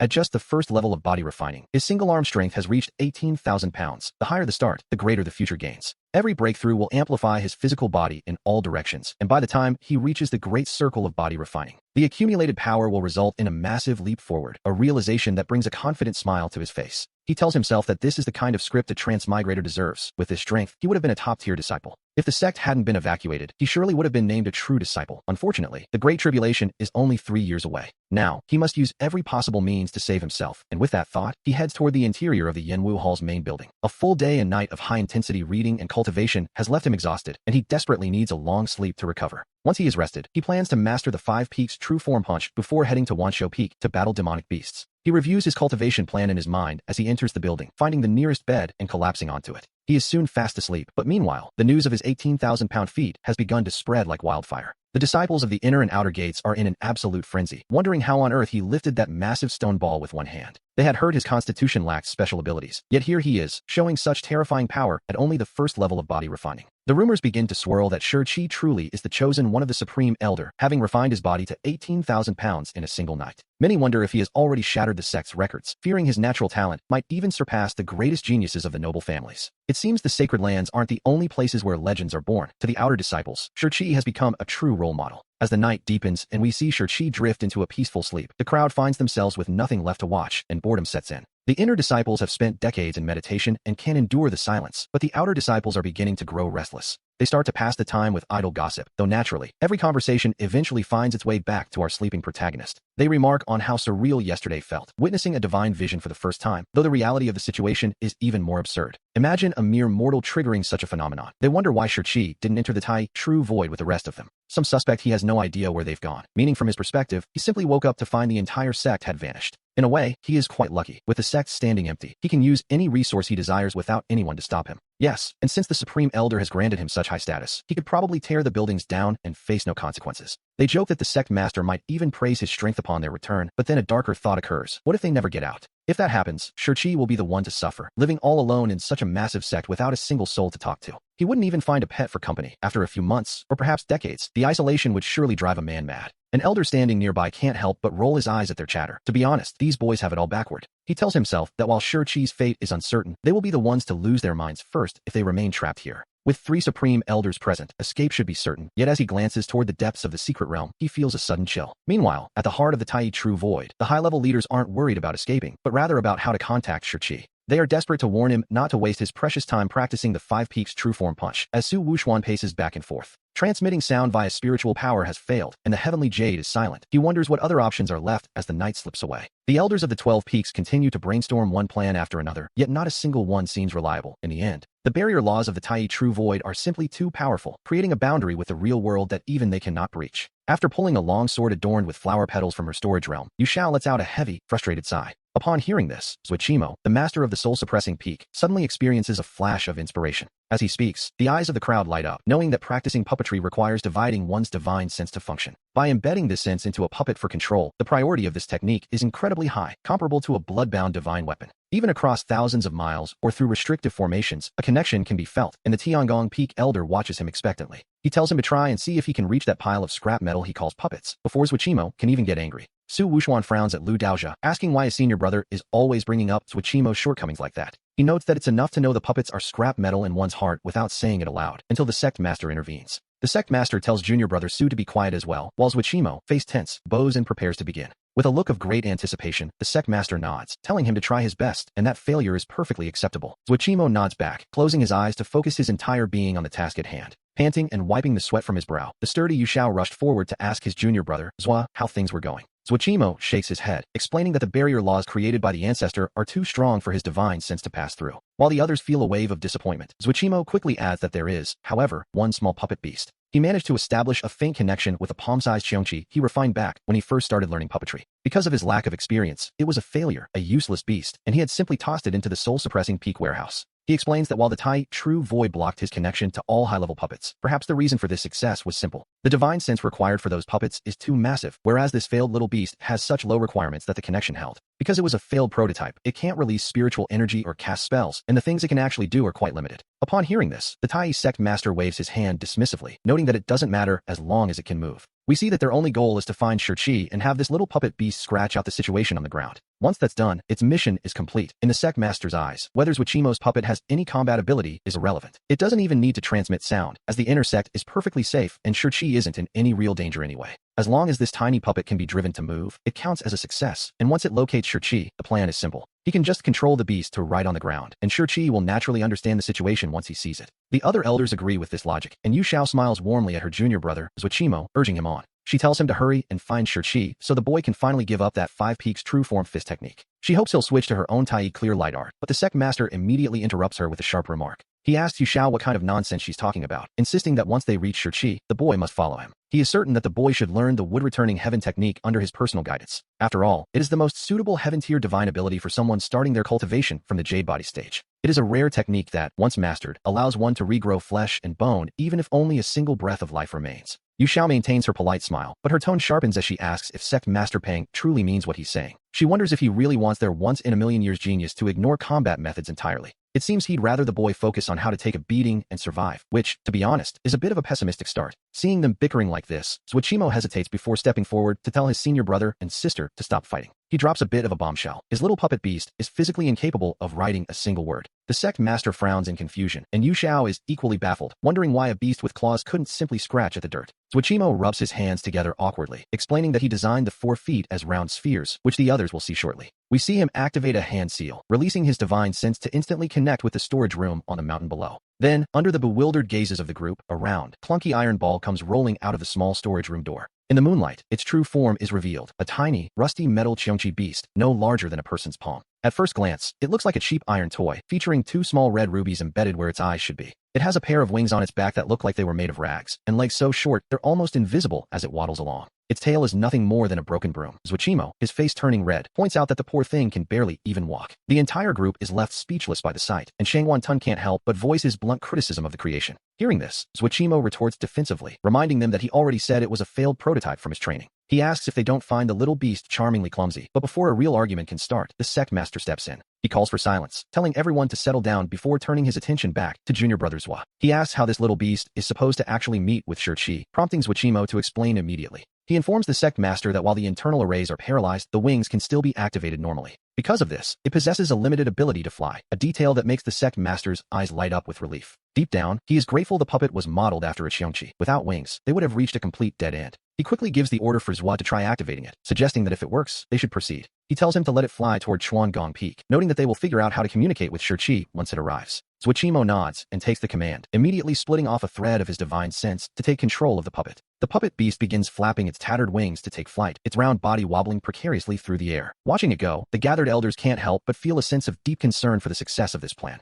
Zhuichimo explains that despite its looks, the puppet is cast from starfall flowing iron, making it sturdy enough to withstand a direct blow. Hearing this, the group finally feels a bit more at ease as time slowly ticks away until the sun is high in the sky. We return to Shurqi, who finally wakes up and, after a quick wash, begins planning his next steps for cultivation. He walks onto the Yinwu training grounds to warm up, intending to practice the 5 Mountains True Form Fist on his own. He wants to see how it feels without relying on the system, but before he can even take a stance, he spots something in the distance. A round, metallic lump comes wobbling through the air toward him, and as the iron ball gets closer, he doesn't hesitate. He delivers a powerful kick, sending the iron ball flying back the way it came. A rather impressive shot, to be honest. High above the sect, the elders are left utterly stunned. They had spent the entire night watching that little puppet fly. It had finally reached Xuangong Peak, only to be kicked away before it could even make formal contact with him. The sect master is the first to snap out of it, urgently shouting for Zhua to make the puppet fly back immediately. He insists they must stop Shiqi before he starts his training, while Zuochimo nods through gritted teeth. He has been controlling the little Qiongqi all night, and his divine sense connection is growing dangerously weak. He struggles to maintain stable control, and the most critical problem is that he cannot increase his divine power. Doing so would cause the barrier of the Tai true void formation to sever his connection entirely. Now, he can only focus intensely on those thin threads of connection, trying to guide the puppet back to Xuangong Peak. Meanwhile, Shiqi rubs his chin, feeling a bit puzzled as he wonders what that strange thing could have been. He recalls the sensation of the kick and the brief glimpse he caught, feeling more certain that his guess was right. Puppet beasts are considered rare in most places, but within the Tai True sect, things are a bit different. Because of the existence of Jinhuan Peak, they aren't exactly unheard of. In fact, he saw one when he first joined. Back then, he had encountered a massive puppet bird in the outer sect, a giant creature forged entirely from steel. Several true disciples who had just returned to the sect were standing on it, and at the time, he naturally had no idea what kind of puppet it was. He only learned about the materials by overhearing some outer sect brothers chatting, which led him to reflect deeply on the diverse cultivation methods of this world. He thought about it for a long time, remembering that puppet beasts were apparently refined using the divine souls of cultivators. They possessed a spiritual nature similar to the jade slips in the library pavilion, so with the sect's evacuation, all puppets should have been taken away. Yet that iron lump had remained behind. He wondered if it had missed the departure just like he did, failing to catch up with the main group. Perhaps it had stumbled upon him by chance and came looking for company, a thought that puzzled him briefly before he decided not to overthink it. After all, it was just a puppet beast, so he shook his head and prepared to begin his practice, but that was exactly when things changed. Out of the corner of his eye, he suddenly saw that same metallic lump reappear on the steps of the training ground, wobbling and rolling toward him. It finally bumped into his shin, causing him to stumble, while its four rounded iron feet kicked wildly in the air. Its broom-like tail kept thumping against the ground, and as Shiqi blinked in surprise, he reached down to tap the little beast on its head. He immediately fired off 3 questions, asking the old fellow if it had a purpose for finding him or if it knew what had happened to the sect. He even asked if it could understand his words, while at that very moment, the watching elders became incredibly excited by the interaction. The sect master went as far as grabbing Zuochimo's arm, urgently telling him to control the puppet and give the boy a response. Hearing this, Zuochimo hurriedly pushed his divine sense, but the more he rushed, the more unstable the transmission became. As the little beast below remained motionless, Shiqi's brow began to furrow in suspicion, which only added to the tension. Sweat began to pour down Zuochimo's forehead again, prompting a confused Yushao to ask if simply nodding the puppet's head was really that difficult. Zuo explained that he wanted it to nod, but after flying all night, the puppet's internal stability was completely exhausted. Because of this, many commands were failing to register, leading Lu Daojia to remark with clear disdain that the thing seemed utterly useless. Zuochimo immediately jumped to its defense, offended by the suggestion that his creation was a failure. He pointed out that without his little Qiongqi, they wouldn't have been able to establish even this small amount of contact with Shiqi. Besides, Zhua argued that it wasn't as if the puppet could do nothing at all. While the command to nod was failing, he had discovered a workaround. He realized that shaking its head was still possible, just as the sect master noticed Shiqi losing interest and preparing to set the little Qiongqi down. The sect master shouted urgently for him to make it shake its head immediately, a command that left the other elders looking quite pale with shock. They protested that this would only negate the very doubts Shiqi was beginning to form, but before the sect master could respond, Yushao intervened. Yushao explained that the sect master was right. If they couldn't manage a nod, then a head shake would have to suffice for now. The urgent priority, after all, was simply to let Shiqi know that this little beast possessed intelligence and wasn't just some ordinary, mindless puppet. If Shiqi chose to keep it by his side because of this, they would eventually find a way to guide him toward the truth of his situation. Hearing this, the realization dawned on everyone that it didn't actually matter whether the puppet nodded or shook its head in that moment. Providing any response at all was the only thing that mattered, and a focused Zuochimo quickly sent out a new divine sense command. Just as Shiqi was about to cast the strange puppet aside, we see the little metallic head begin to wobble slowly from side to side. He stared at the iron beast in utter disbelief, wondering if it truly understood him. To him, that head shake confirmed his suspicions. He concluded that the creature was indeed an abandoned thing, just as clueless as he was about what had happened to the sect. Deep down, he assumed it had only approached him because he was a disciple, hoping to find some sense of security by following him. This time, he didn't kick the little Qiongqi away, which, to be honest, was a significant improvement in their relationship. Since it was the only other moving thing left in the sect, he decided to keep the silly puppet around for company and set it back down. He told the little fellow it could stay, but warned it to move aside so it wouldn't get hurt while he practiced his techniques. The metallic Qiongqi seemed to freeze in a daze, as if struggling to process the meaning of those words, while high above in the secret realm. The elders all let out a collective sigh of relief now that the puppet had successfully secured a place by the boy's side. This meant their only channel of communication remained intact, leading Zuochimo to ask the group what their next move should be. It was a question that left them all silent, staring at a broken little puppet that couldn't speak, couldn't write, and couldn't even nod. The question remained, how could they warn Shang-Chi not to practice the Five Peaks True Form Fist? Suddenly, Shangwan Siyuan, the master of Tianji Peak, stepped forward. He proposed a plan, suggesting that Junior Brothers Wa could control the little beast to move across the ground in a specific pattern. By using its entire body to trace out the characters, they could convey their message. It might look a bit strange at first, but with enough repetition, they were certain that someone as clever as Shang-Chi would eventually notice the hidden meaning behind the movements.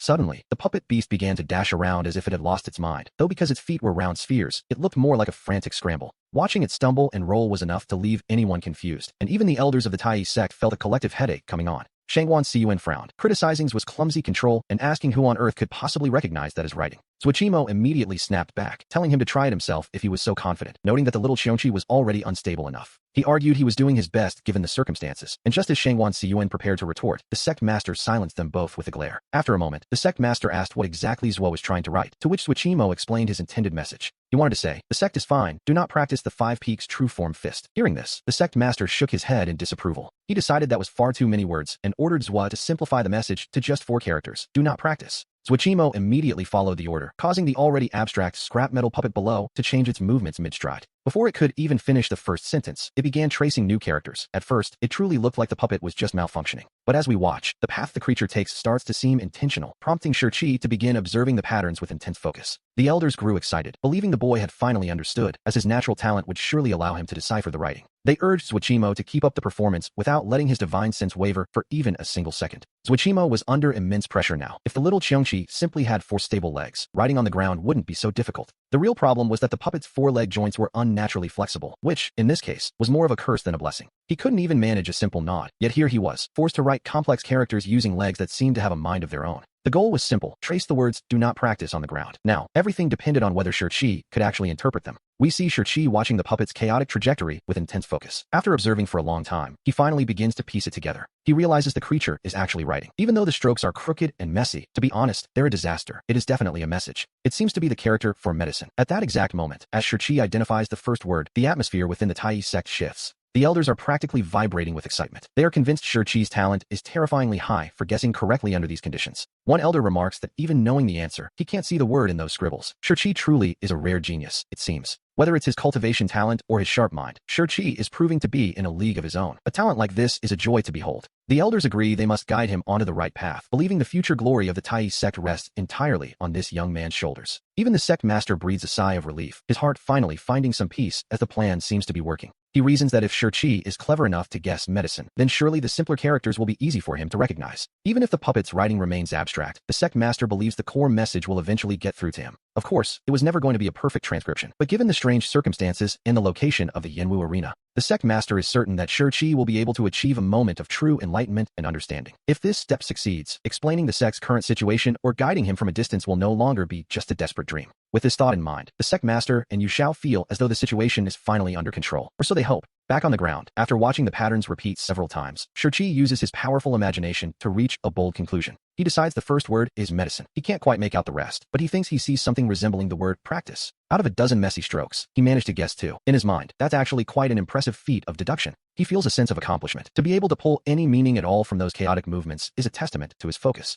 But he wonders what medicine practice could mean. Perhaps it's a reminder not to be lazy with his training? A logical guess, but quite wrong. The little puppet beast, which had been scurrying about like a rolling gourd, suddenly freezes. Inside the Tai sect, everyone's collective sanity seems to snap. They wonder how he could possibly see the word medicine, but completely miss the word don't right in front of it. The problem, it seems, lies elsewhere. We see them questioning why Shang-Chi thinks the puppet drew over a dozen characters when there were only 4. Surely, a genius like him should know better. They conclude that the little Qiongqi puppet wasn't controlled properly. Junior Brothers Zhuo, feeling utterly aggrieved, looks at the crowd and defends himself. He explains that he truly did his best. As for why Shang-Chi saw a dozen characters, it's because of what was written at the very beginning. It started as a long sentence before they suddenly changed the words midstream, creating this massive misunderstanding. Upon hearing this, the group falls silent. Everyone is stunned for a moment. Su Wuxuan stomps his feet in frustration, unable to believe Shang-Chi interpreted the message as must practice. This is, quite literally, the exact opposite of what they were trying to convey. The others are left speechless, not knowing what to say. Just then, Shang-Chi's voice drifts up from below. He tells the little fellow that from now on, its name shall be Tai Tai, and that it is absolutely right. He decides that since time is pressing, he cannot afford any more delays. Today, no matter what, he must master the Five Peaks True Form Fist. The elders couldn't care less about the puppet's new name. Hearing that he's about to start practicing again, they immediately become incredibly nervous. Zhuo sends a frantic divine command, making the little Qiongqi shake its head desperately. Below, Shang-Chi simply smiles at the sight. He tells the puppet he understands it's supervising him to ensure he doesn't slack off. He promises to begin his training immediately. With those words, he begins to practice in earnest, following the understanding of the five peaks true form fist stored in his mind. Soon, powerful waves of energy begin to swirl around him. At this sight, the elder's lingering hopes finally die. It's over. He's actually doing it. They lament that this technique takes decades to master. Their million-year genius is about to be derailed by a top-tier, but ultimately distracting martial art. The elders watch the situation below with bated breath. Suddenly, Lu Daojia lets out a startled cry, urging everyone to look closer. Shurqi has already finished his first full set. For a first attempt, the way the shadows of his fists linger in the air is nothing short of extraordinary. He truly is a once-in-a-million-years talent. Yet, even with such gifts, they believe it will still take him 10 years to achieve basic mastery. It seems the path ahead has taken a very long detour. After a moment of silence, the sect master asks his brothers a heavy question. He asks if there is any other way, but this time, the group is truly out of ideas as Lu Daojia speaks up once more. We see Shurqi beginning his second repetition, and everyone leans down to watch as his movements become a continuous, unstoppable flow. It is as if he has become completely immersed in the technique, leading the peak masters and elders to watch his serious practice with heavy hearts. Deep down, they are utterly despairing, and the disciples within the Tai sect look on with equally grim expressions. To be honest, they expected something else. They wanted to witness how fast he could cultivate, but now, seeing him obsessed with this fist technique, they fear the worst. It seems to them that he is stubbornly cutting off his own bright future, leading the true disciples to sigh and shake their heads in disappointment. They whisper about how shallow this top-tier swordsman is, while only the holy son, Li Zhengyun, laughs inwardly at the young Shurqi. He thinks Shurqi is ungrateful for his top-tier cultivation method, foolishly trying to master an additional high-grade martial art out of pure greed. He tells himself that this is why Shurqi's realm remains low, assuming the boy is just a greenhorn willing to waste 20 years on a distraction. Eventually, he believes that Shurqi won't even have enough time to break through to the soul-refining realm if he keeps practicing like this. In his mind, the final winner will still be himself, but his thoughts are suddenly interrupted by Lu Daojia's puzzled voice. Lu asks the others if they've noticed that Shurqi's momentum seems to be growing increasingly fierce with every passing second. Upon hearing this, the transmission peak master, Su Wuxuan, observes closely before exclaiming in utter disbelief that it is indeed true. Shurqi's mastery is growing so fast it's as if one of his repetitions is worth 10,000 of anyone else's. It makes no sense whatsoever. The other elders, now alerted to the anomaly, take a closer look and realize that the situation is exactly as described. One elder remarks that in his 4,000 years of life, he has never seen such rapid growth. Compared to the first set, this is entirely different. The technique has transformed into something else entirely, a feat that shouldn't be possible in a few hours. They wonder if he has invincible talent in martial arts too. What they don't know, of course, is that the reason for this divine speed is the martial arts mastery voucher he just used. In reality, after finishing the first set with his own talent, Shurqi had already felt just how difficult this particular martial art truly was. So, starting from the second round, he smoothly activated his cheat and entered a truly wondrous state of enlightenment. Shurqi feels as though his experience gained for everything has been infinitely magnified, and at this rate, he is certain he can reach the minor mastery stage before dusk. With this thought in mind, he executes the fist technique once more as time slowly slips away. As we see him on the verge of reaching minor mastery, the disciples of the Tai sect are left completely and utterly stunned by the sight. Martial arts that would take others decades of grueling practice are being mastered by him in just a few short hours. It is, frankly, a bit ridiculous. Now, as he becomes increasingly proficient with the core principles of the technique, the hidden essence of the mountains and moon within his strikes becomes visible. By the end, every move and every stance is as heavy as a mountain, with a powerful aura that seems to cover the very sky. Seeing this, the transmission peak master, who has spent half his life teaching disciples, begins to sink into a deep state of self-doubt. This simply defies all common sense in the world of cultivation. Even the Holy Son stands there with a blank expression, repeatedly rubbing his eyes in disbelief. Deep down, he desperately hopes that all of this is just a hallucination, but the gasps of the crowd around him tell a very different story. It is all real. In just a single day, Shurqi is about to bring a top-tier heaven-grade martial art to the level of minor mastery. Down on the martial arts field, as he executes the final form, a vast and majestic intent rises toward the heavens. The energy transformed into the phantom image of a mountain moon above him. After a few breaths, he lowered his fists, the sharp steel aura around him remaining perfectly still. With the residual shadows of his strikes still swirling, he exhales a breath of turbid air. He has finally mastered the five peaks true form fist. He looks up to see that the sky has already grown dark. He has been practicing since the morning, exactly 8 hours in total. He notes to himself that the system certainly didn't let him down. He really did reach minor mastery in a single day. Just as he prepares to test the true power of the five peaks true form fist, a sudden wave of hunger washes over his entire body. He frowns helplessly. He had been practicing for so long that he almost forgot he hasn't eaten a single thing in 2 days. Ever since the day he discovered the sect had vanished, he has been pushed by the system under the constant threat of an impending apocalypse. After sleeping for a day and night upon leaving the pavilion, and then spending today mastering his new technique, he has gone 3 full days without a drop of water. The only reason he hasn't collapsed from hunger is the sheer strength of his cultivated body. Because he was still in the body tempering stage, Shurqi quickly pushed aside his other thoughts, deciding it was time to find some food. He needed to rest properly. He knew that only those who reached the Zifu stage or higher could truly transcend the need for sustenance. In contrast, those in the body tempering, soul refining, and god severing realms require vast amounts of spiritual rice and demon beast meat. To replenish his strength, he immediately hopped onto his flying boat and headed for Wanshou Peak, with little Tai Tai following close behind. He tucked the little creature into his robes and arrived at the Wanshou Peak dining hall, which was widely considered the best in the sect. The peak raised a massive number of demon beasts. The docile ones were trained as mounts, while the fierce ones served a different purpose. The aggressive beasts were used as trials for the disciples, which meant that every single day, many demon beasts met their end on Wanshou Peak. Naturally, the meat from these fallen beasts was never wasted. It was transformed into incredibly delicious and nourishing dishes. Because of this, the meat here was of the highest quality in the sect, occasionally even featuring the flesh of top-tier great demons. We see him arrive at the high-level formation cooking area, where every dish costs upwards of 1,000 contribution points. 3 signature dishes made from god-severing level beasts even exceeded 10,000 points, a staggering level of consumption. To be honest, out of the 100,000 disciples in the sect, only a few hundred could ever afford to dine like this. In the past, as a mere preparatory outer disciple, he was only fit to eat spiritual rice porridge and a few scraps of low-level meat. But now that the entire sect had vanished, he saw no reason to mistreat himself. If he was going to eat, it would be the very best. He pressed his disciple token against the formation stone and began to order frantically, which was quite a sight to behold. In a matter of moments, he had spent 130,000 contribution points, and the formation immediately hummed into action. Half an hour later, 16 exquisite dishes and a massive bowl of spiritual rice were placed before him, and he wasted no time digging in. Under the influence of the digestion techniques from the Wuji Dao treasury, every ounce of essence from the demon meat was perfectly absorbed. He could feel his cultivation growing as he ate, but meanwhile, the disciples watching from above were starting to feel quite hungry themselves. One of them even shouted in desperation, asking if anyone had food to trade for 100 contribution points. And who could blame him, really? But the responses were few and far between, as most had only expected to spend a single day inside the Tai Void. Consequently, no one had bothered to pack extra food, and even those who happened to have some in their storage bags weren't foolish enough to trade it away now. When the lower elders realized the situation, they immediately reported it upward. The news quickly reached the sect leader, who only then remembered the disciples' basic needs, since he had long ago transcended hunger. He had subconsciously overlooked such a minor detail. He then turned to the others, asking if any of his fellow brothers had surplus food reserves in their storage rings that could be distributed among the hungry disciples. At the same time, streaks of light flew from his own ring, transforming into various types of food in midair. Seeing this, the other elders began pulling out their own spare rations, though they no longer needed to eat after thousands of years. Their storage rings had accumulated quite a lot of miscellaneous items, and they were able to find some food tucked away. Among them, Tong Zhan, the peak master of Wanshou Peak, made the greatest contribution. The amount of spiritual rice and meat he produced was more than all the other elders combined, enough to feed the disciples for years. To be honest, no one was surprised. After all, Tong Zhen's love for food was famous throughout the central continent. He was the only one of his generation who refused to stop eating. Shangguan Siyuan looked at the food floating in the air and remarked that junior brother Tong truly never failed to meet expectations. The stout and friendly Tong Zhen smiled, noting that being able to eat is a blessing, and luckily, his habit had finally come in handy. The sect leader nodded in agreement, admitting that without junior brother Tong, their combined reserves wouldn't have been enough for everyone. Now they could finally rest easy, even if they were trapped in the Tai Void for 3 to 5 years. The disciples would not go hungry. However, as those words were spoken, the mood among the other elders grew quite heavy. 3 days had passed without a word from the supreme elders. It seemed the Tai Void was facing a truly massive problem. If they were truly trapped for years, the consequences would be unthinkable, a thought that weighed heavily on the sect leader's heart. It seemed that, no matter the cost, he had to find a way to establish contact with Shurqi. The sect leader mused that if they could use her help to find the spare honey jade, their escape would become much simpler. Afterward, we see her gaze fall upon the young man, noting he had finished his meal, though he still seemed quite unsatisfied.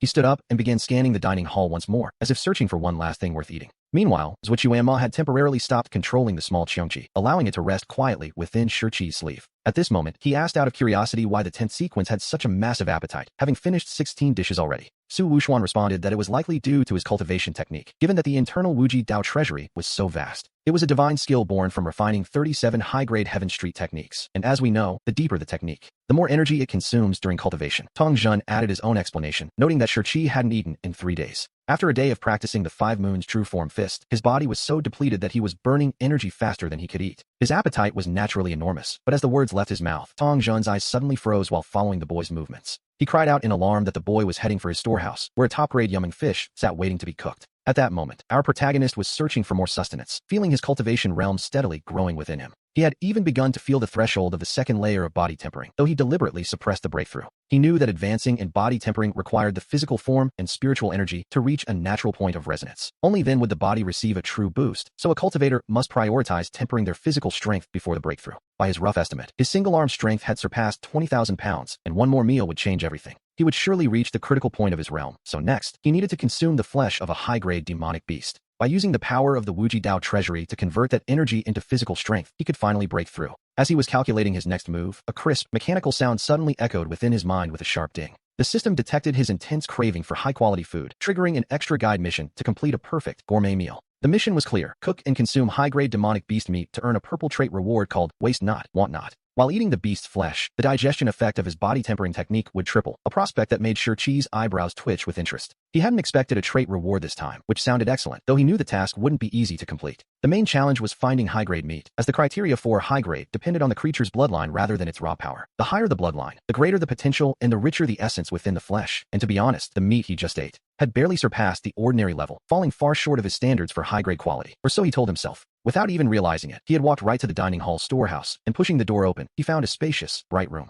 Inside, the goods were neatly organized, with various types of demonic beast flesh sorted by their elemental attributes. As we watch his gaze sweep across the room, it quickly settles on the very top of the warehouse shelves. There, a large pool of cold water floated in midair with a white fish swimming inside, prompting him to immediately consult the system. He asked if this fish met the high-grade standard, and the system confirmed it was a Yaman carp, a creature of significant lineage. It possessed a 7th-rank demonic bloodline, a revelation that filled him with secret joy. After all, if a bloodline reaches the 9th rank, it is considered a divine beast, so this 7th-rank fish was certainly no ordinary catch. He suspected it wasn't even raised on Wanshou Peak, recalling rumors he'd heard back when he first joined the sect. The master of Wanshou Peak was said to be a peculiar man, quite large in stature and possessing an insatiable love for fine food. Naturally, no one in the entire Tai Tru sect dared to offend such a powerful peak master and elder. But since the current situation was quite unique, with the sect members having vanished, he felt he had no reason to hesitate. He reached directly for the large fish, noting that while it was still alive, it had undergone a special preservation treatment. He captured it with ease, but the moment he grabbed the Yaman carp, Tong Jun let out a desperate cry, "My fish!" The man lamented that he should have eaten it himself, realizing too late that hesitation leads to defeat, while decisiveness leads to dinner.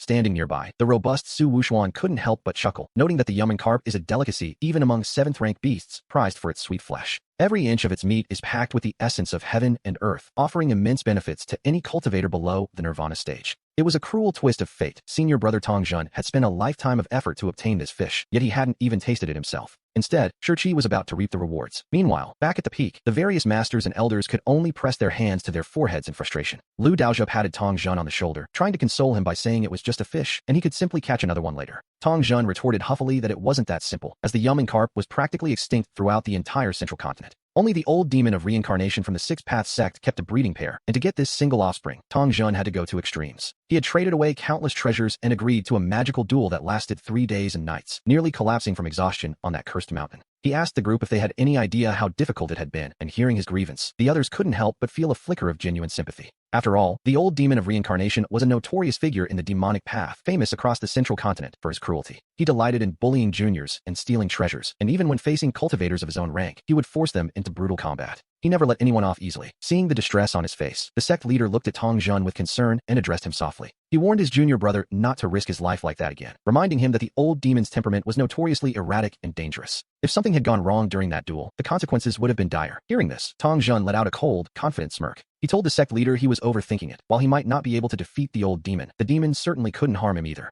Besides, as long as their eldest senior sister was around, the Sixth Path sect was destined to remain suppressed and insignificant. Tong Jun looked toward Yu Xiao with absolute pride, knowing the Tai Sword sect's prestige was largely due to her formidable reputation. 500 years ago, she had fought a heavenly sovereign of the same rank and obliterated his soul in just over 100 rounds. That single battle had completely cowed the great powers of the central continent. Yet, despite Tong Jun's grand and boastful words, Yu Xiao only offered a gentle, modest smile before pointing back down toward the scene unfolding within the dining hall. We see a sudden shift in the atmosphere as someone remarks that the Yaman carp looks a bit dead, causing Tong Jun's expression to sour instantly. Meanwhile, Shang-Chi was seen carrying the massive fish, nearly as tall as a person, straight into the kitchen, since he didn't know how to use the cooking arrays. He dropped the Yaman carp onto the floor, and as the fish continued to flop about, he delivered a single, decisive punch to settle it. The fish's angry eyes immediately went clear. After all, the system required him to eat a high-level beast prepared with perfect color, aroma, and taste. After some careful thought, he decided on a recipe for grilled fish and began using a simple kitchen knife to prepare the massive creature. He sliced the Yaman carp down the middle to butterfly it, but back at the peak, Tong Jun was practically jumping with anxiety at the sight. To him, this was a complete waste of a heavenly treasure, as the sweet, tender meat was meant for steaming or, at the very least, braising. He couldn't fathom why anyone would grill it, while the surrounding peak masters and elders tried their best to calm their junior brother down. They reminded him that the die was already cast, the fish was destined for Shang-Chi's stomach, and how he chose to eat it was his business. As long as the energy within the beast's flesh could be absorbed and refined, they argued, the cooking method shouldn't really matter. Tong Jun shook his head, gritting his teeth in disagreement, believing that the very essence of life is found in the art of eating. He insisted there is a profound science to it, and among the 3,000 great Taoists, the Tao of food is a top-tier path that should never be neglected. Hearing this, the others finally remembered that when Tong Jun first sought his path, he had actually gained insight into the Tao of food. The problem, of course, was that Shirchi was only cooking to satisfy his hunger and absorb the essence for cultivation, not to seek enlightenment. Naturally, he felt free to eat it however he pleased, and just then, a true disciple watched the screen with growing curiosity. The disciple wondered aloud what Shirchi was doing, noting that his method of marinating the fish seemed quite unique. The other elders leaned in to watch as Shirchi found a massive iron basin and began pouring in salt, rice wine, green onions, and ginger. After scoring the back of the fish with precise cuts, he placed it in the mixture, prompting Shangwan Siyuan to look toward Tongjun with a question.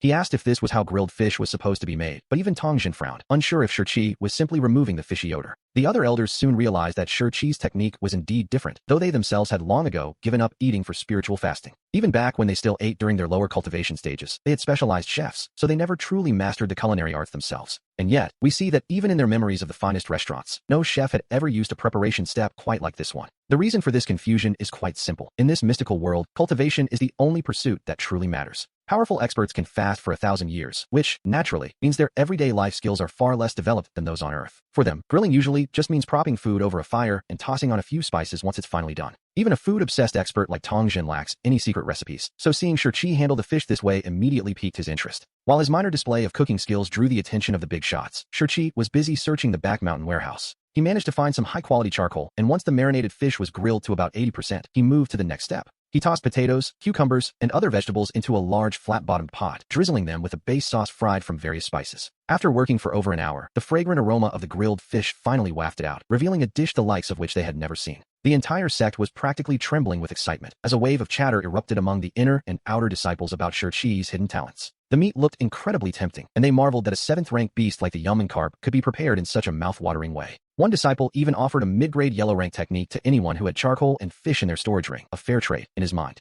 Even the high-level elders, who had long practiced fasting, had to struggle to suppress their growing appetites at the sight. Tongjun looked as though he wanted to smash through the barrier just to join Shirchi for a meal, letting out a long, melancholy sigh. He admitted he was wrong, declaring that steaming and braising were inferior to this. In the art of eating, Shirchi was clearly his superior. He lamented that there is no greater tragedy in this world than having a delicacy right before your eyes that you cannot actually taste. The other elders didn't mock him for his outburst, mostly because they were just as hungry, and they watched as Shirchi finally began to eat. The disciples let out a collective wail of envy, while the fasting elders had to force themselves to look away from the screen. As time passed, and the grilled fish was nearly finished, Su Wuxuan suddenly let out a startled cry of surprise. We see the crowd's attention shift as they notice Shirchi is now overflowing with spiritual energy, his body glowing so brightly that his refinement speed can't keep up with his eating. At those words, the elders all looked down at once, seeing that Shirchi was now completely enveloped in a vibrant red light. Heat was sizzling off his skin, wrapping his entire body in a thick, swirling mist, a sight that was as impressive as it was concerning. They recognized this as a sign of extreme energy overload. After all, Tongjun had originally intended for this fish to feed several high-ranking guests. There was enough meat for 3 or 4 people, yet every single bite had gone into Shirchi's mouth alone. Even with a top-tier technique like the Infinite Dao Treasury, he was struggling to digest it all, a fact that he himself quickly realized.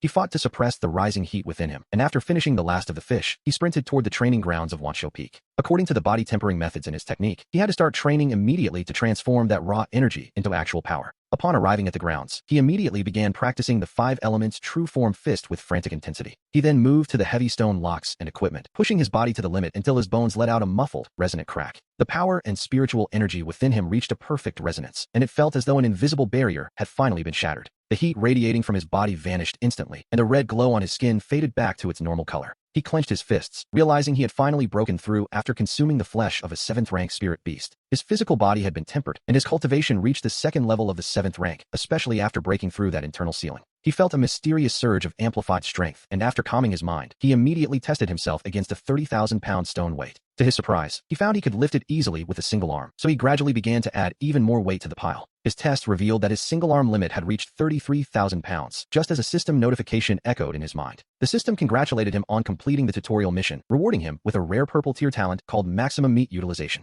However, he ignored the system prompts for a moment, simply soaking in the joy of his breakthrough as his muscles rippled with new power. The sensation in his bones was incredibly refreshing, but soon, a wave of deep exhaustion hit him, and he collapsed right there on the training ground. Rhythmic snores soon echoed across the quiet mountain peak, while nearby, the observers noted that Shirchi was only at the 2nd level of body tempering. The fact that his single-arm strength had already reached 33,000 pounds left the various peak masters and elders utterly stunned. Su Wuxuan spoke up with visible excitement, noting that Shi-Chi's foundation was incredibly solid, especially if he could maintain this during key breakthroughs. If his strength doubled 3 more times, his future potential would be limitless. Though amidst the joy, a new concern began to surface. The question was how Shi-Chi should proceed with his cultivation, as his recent success with the dream method had been a bit of a lucky accident. He would eventually need to find other body tempering techniques, but without a powerful family background or much worldly experience, he was at a disadvantage. How could he possibly know which auxiliary methods to choose? To be honest, if he tried to figure it out alone, he might waste this brilliant start. The sect leader sighed and looked toward the deep-thinking Zuichimo, mentioning that they needed to establish contact as soon as possible. Zuichimo responded with a strained expression, assuring his senior brother that he was already working hard on the matter. However, since the little Qiongqi was a puppet designed for internal refinement, it would naturally require a bit more time to adjust. This little Qiongqi puppet represented the hope of everyone there, so Zuichimo took advantage of the time Shi-Chi was resting to act. He secretly channeled his divine sense, attempting to upgrade the puppet's controls while Shi-Chi enjoyed a night of deep, restorative sleep. By the next morning, Shi-Chi's flesh and bones were fully rejuvenated, and feeling at his peak, he made his way to the mountain pond. After a simple meal of leeks, he headed toward Lifeng Valley at the foot of Wanshou Peak, stopping briefly at the valley entrance. We see him reading the stone tablet, which explained that the monsters within Lifeng Valley did not exceed the body-tempering realm. However, many high-tier bloodline beasts were quite powerful, especially in the back half of the valley, requiring disciples to proceed with caution. This was a trial ground specifically cordoned off by the sect for body-tempering disciples, and without hesitation, he stepped inside. Before he could even admire the scenery, the system's voice echoed in his ear, announcing his arrival at Lifeng Valley. An extra guidance mission was triggered. Kill any monster to receive a rare gold-tier reward called Battle Mystic Heart. This reward would allow him to endlessly improve his combat intelligence through continuous fighting, a prospect that made him raise an intrigued eyebrow. A gold-tier reward certainly sounds impressive, and besides, fighting monsters was exactly why he had come here in the first place. It was, one might say, killing 2 birds with 1 stone, but as he was quietly celebrating his luck, he failed to notice a hidden danger. A massive emerald snake suddenly lunged from the roadside shadows. However, even though he hadn't seen the serpent coming, the moment the creature struck, his physical instincts took over, allowing him to instinctively sidestep the lethal blow. The emerald snake crashed into a giant boulder instead, and with a loud bang, the seemingly solid rock shattered into a dozen pieces. Seeing this, he immediately dropped into a fighting stance to unleash his fist technique, ready to give the beast a proper welcome. Meanwhile, the atmosphere back at the sect was electric, as inner and outer disciples alike watched the broadcast alongside the elite disciples. The elites recognized the Emerald Snake's lineage instantly, noting with some amusement that their leaders certainly knew how to pick a challenge. Wanshou Peak had 3 hunting zones suitable for body tempering, yet Lifeng Valley was home to the most ferocious monsters of them all. Indeed, this iron-tailed azure snake possessed a 3rd-tier bloodline, with an attack power comparable to a cultivator at the 5th level. The creature was not only powerful, but an expert at hiding. One disciple even recalled seeing it at the valley entrance 9 years ago. To survive in Lifeng Valley for 9 years is no small feat, proving that this particular snake was far from a simple opponent. While hundreds of thousands of disciples debated the outcome, we see Shi-Chi slam his fist directly into the massive head of the serpent. Driven by his body's maximum physical limit and the power of a high-grade heaven-tier technique, the strike exploded with a force that far exceeded his baseline of 33,000 pounds. The crowd gasped, marveling that Shi-Chi was only at the 2nd level. He truly was a genius, the likes of which appear once in a million years. However, some wondered why the iron-tailed azure snake had simply frozen in place as the blow approached. One senior laughed, asking if the younger disciples really thought a monster could be frightened into a stupor by just any punch. He reminded them that once a high-level martial skill is mastered, it carries a terrifying aura that projects pure dominance. This aura exerts a powerful pressure on any weaker life form, and in this case, it had completely paralyzed the beast with fear. Shi-Chi had been practicing the sect's supreme martial art, the high-grade heaven-tier 5 Moon's Fist, and had already reached the level of minor mastery. To show such prowess in his very first real battle was impressive. After all, high natural talent doesn't always translate to combat strength. Any lack of combat intelligence must be forged through countless battles, and killing the iron-tailed azure snake with a single punch was a fine start. It was the first step in building an invincible conviction, though his strike was perhaps a bit too fierce, leaving him with no cards held back. The elder told himself there would be time to teach him later, and with that thought, he turned his gaze back down toward the valley. As for our young hero, the moment the beast fell, the system's reward notifications began to flood his mind. He was congratulated on completing the tutorial mission, though the terms used were a bit abstract and would likely only make sense in the heat of battle. Despite a slight lingering discomfort from his first kill, he quickly regained his composure and continued deeper into Lifeng Valley. As the trial progressed, his battle-profound star talent began to take effect, making him feel increasingly at home in the rhythm of combat. Eventually, he reached the center of the valley, where a massive river carved the landscape into 2 distinct sections. In the first half of the valley, the strongest monsters he had encountered possessed only 3rd-tier bloodlines, comparable to the 6th level of body tempering. He had handled them one by one until reaching that central river, which stood as a natural boundary before him. The Gale Valley was split into 2 distinct sections. In the first half, the strongest beast he encountered possessed only a 3rd-order bloodline. Hardly a challenge, really. Even though those beasts were as strong as a 6th-level cultivator, he hadn't yet set foot in the much more dangerous second half of the valley. He could sense the rising danger ahead, but to be honest, that was exactly what he wanted for his growth. Whether it was mastering his battle-profound star or his Wuji Dao cultivation, both required life-and-death struggle, so he leapt across the river. Watching this bold move from the secret realm above, many disciples couldn't help but look on with a mix of surprise and worry. They discussed the massive power gap that bloodline strength creates between monsters, noting that Shang-Chi had just slain a formidable foe. Having defeated a 3rd-tier beast, his confidence was surging, leading him to believe the second half of the valley wouldn't be much worse. He was likely in for a rude awakening, but for now, we see him advancing steadily along the main path into the unknown. As he moved forward, Shang-Chi could sense powerful auras lurking all around him, growing even more intense the deeper he ventured. Instead of feeling fear, he felt a growing sense of excitement, and he decided to stop hiding his own presence entirely. To the monsters nearby, this was a blatant provocation, and soon a massive gray bear emerged from the dense forest. Its fur was incredibly long, and its claws glowed with a sinister red light, prompting the watching disciples to quickly identify it. This was a firepalm bear, a 4th-tier bloodline beast known for its impenetrable defense and devastatingly powerful strikes. It seemed Shang-Chi's luck had run out for his first battle in the second half of the valley. Perhaps no other beast would even be needed. The firepalm bear alone would likely show him the true terror of Li Feng Valley, and at that point, the outcome seemed certain. The observers expected him to lose heart and retreat, but their thoughts were interrupted by a sudden wave of shocked cries from the outer sect. We see the battle erupting below as the firepalm bear takes the initiative, lunging toward him with terrifying speed. He nimbly dodged the crushing overhead attack, even finding the breath to mock the beast for its lack of martial etiquette. The beast couldn't understand his words, of course, but it clearly sensed his disdain and charged at him with renewed fury. It swung its massive paws repeatedly, creating waves of scorching heat, yet Shang-Chi remained calm, aided by his battle-profound star. Using only slight movements of his upper body, he evaded every single blow, a display that left the spectators absolutely speechless. Su Wuxuan, the master of the Merit Transmission Peak, watched with visible excitement, noting that this wasn't just a movement technique. It was a display of combat skills that Shang-Chi was refining in real time, a sentiment that Yu Xiao was quick to agree with. He noted that in the previous fights, Shang-Chi's ability to observe and learn while under pressure was simply extraordinary. In fact, he had never seen anyone with such a natural instinct for battle, a statement that sent a ripple of shock through the disciples. The other elders joined in, offering their congratulations to the sect leader on discovering such a rare and gifted talent. They claimed the sect had gained a true prodigy whose future was limitless, perhaps even capable of restoring their former glory. Hearing this, the sect leader prepared to offer some grand words of his own as he watched the young man's progress. Suddenly, the surrounding disciples cry out in shock as Shang-Chi encounters yet another beast, and we see him looking down at the threat. The battle below erupts once more, as it turns out he hadn't left the area after winning his previous fight. He soon finds himself facing a formidable new enemy, one even more powerful than the firepalm bear from before. But after only a few rounds, he cuts it down, leaving the elders to nod in approval at his impressive display. When Shang-Chi killed the firepalm bear, he only truly struck once. It was, for all intents and purposes, an instant kill. It was only natural for him to keep moving forward, even if this new beast managed to struggle against him for a short while. It was clear Shang-Chi still had strength to spare, and as expected, he decided to venture even deeper into the valley. We see his next opponent is a 5th-tier bloodline beast, a truly remarkable challenge that might actually put him in real danger. By the look of things, Shang-Chi won't stop until it's dead, and though he's taken some hits after 50 rounds, he refuses to back down. He slowly turns the disadvantage into an upper hand, proving that his talent for combat is simply extraordinary. After 80 grueling rounds, the 5th-tier bloodline beast finally falls by Shang-Chi's hand. The Wuye True Form Fist shows such power even at the minor mastery level. It truly is the sect's greatest weapon. One would think Shang-Chi would return to rest now, but to everyone's surprise, he continues to push forward. He has entered the heart of the 5th-tier beast territory, a place so dangerous that a pincer attack could cost him his life. The observers are filled with anxiety, but of course, he can't hear a single word of their frantic warnings. At this moment, though his clothes are stained with blood, his spirit remains as vibrant and energetic as ever. Most of that blood belongs to the beasts he's slain, and for a man with an ordinary body to achieve this is quite a feat. He owes this success entirely to the body tempering method found within the Wuji Daoist canon. This technique allows him to sharpen his combat experience and physical strength simultaneously through the heat of battle. When paired with his battle-profound star, the results are doubled, making every fight a stepping stone for his growth. His vital energy and physical strength have increased significantly, and though he hasn't tested his limits yet, Shang-Chi can feel that his raw power has grown by much more than just a small margin. Because he is hunting high-grade beasts, his techniques are becoming more refined with every passing moment of combat. This is why he grows bolder as the fight continues, though the observers within the Tai Jinshu remain unaware of his secret. They are simply left in a state of shock, wondering how Shang-Chi can possibly be this courageous. To fight his way from the entrance of Li Feng Valley all the way to its deepest reaches is, frankly, terrifying. Some suggest that even the late Sect Master Song was only this capable, or perhaps he has already surpassed him.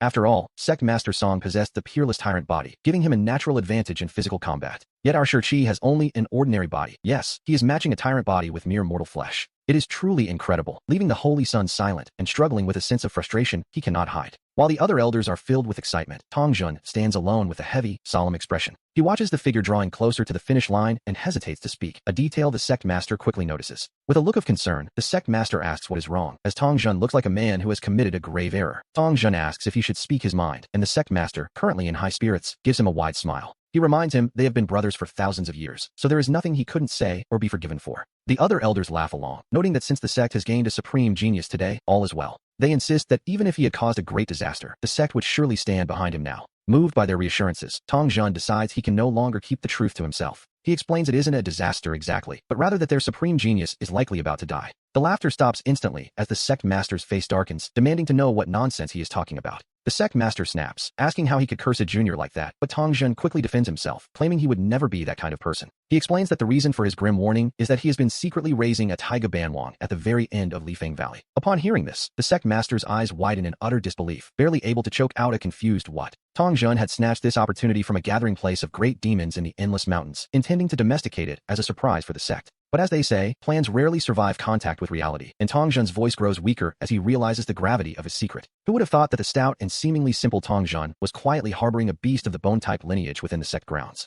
The sect master, Su Wuxuan, is nearly speechless with rage, demanding to know why such a massive matter wasn't reported, especially since a Taiga Banwang has an 8th-rank bloodline. Such a beast is only a single step away from reaching the divine rank, a truly terrifying prospect for any young disciple to face. An adult of its kind possesses strength comparable to a human Saint King. Keeping such a ferocious beast in Lifeng Valley was, frankly, incredibly reckless. Yu Xiao frowns deeply, asking Tong Jun to clarify exactly how powerful this particular Taiga Banwang actually is. Tong Jun bows his head in defeat, admitting that while it is still a juvenile, a single strike from the creature carries over 1,000,000 pounds of force. Furthermore, being of the bone-type lineage, it possesses innate divine abilities. He estimates a human cultivator would need to be at the peak of the soul-refining realm just to survive. Even then, they would need high-tier divine abilities and several days of long-range attrition just to wear the beast down. And as for close-quarters combat, to be perfectly honest, attempting to fight a bone-type beast at arm's length is nothing short of suicidal. He cannot imagine anyone succeeding that way, unless, perhaps, they were armed with divine artifacts and talismans prepared well in advance. At the very least, one would need to be at the spirit-severing stage to even stand a chance, a realization that hangs heavy in the air. As his words sink in, the hearts of the elders grow cold. This is a monster that Shirchi simply cannot handle.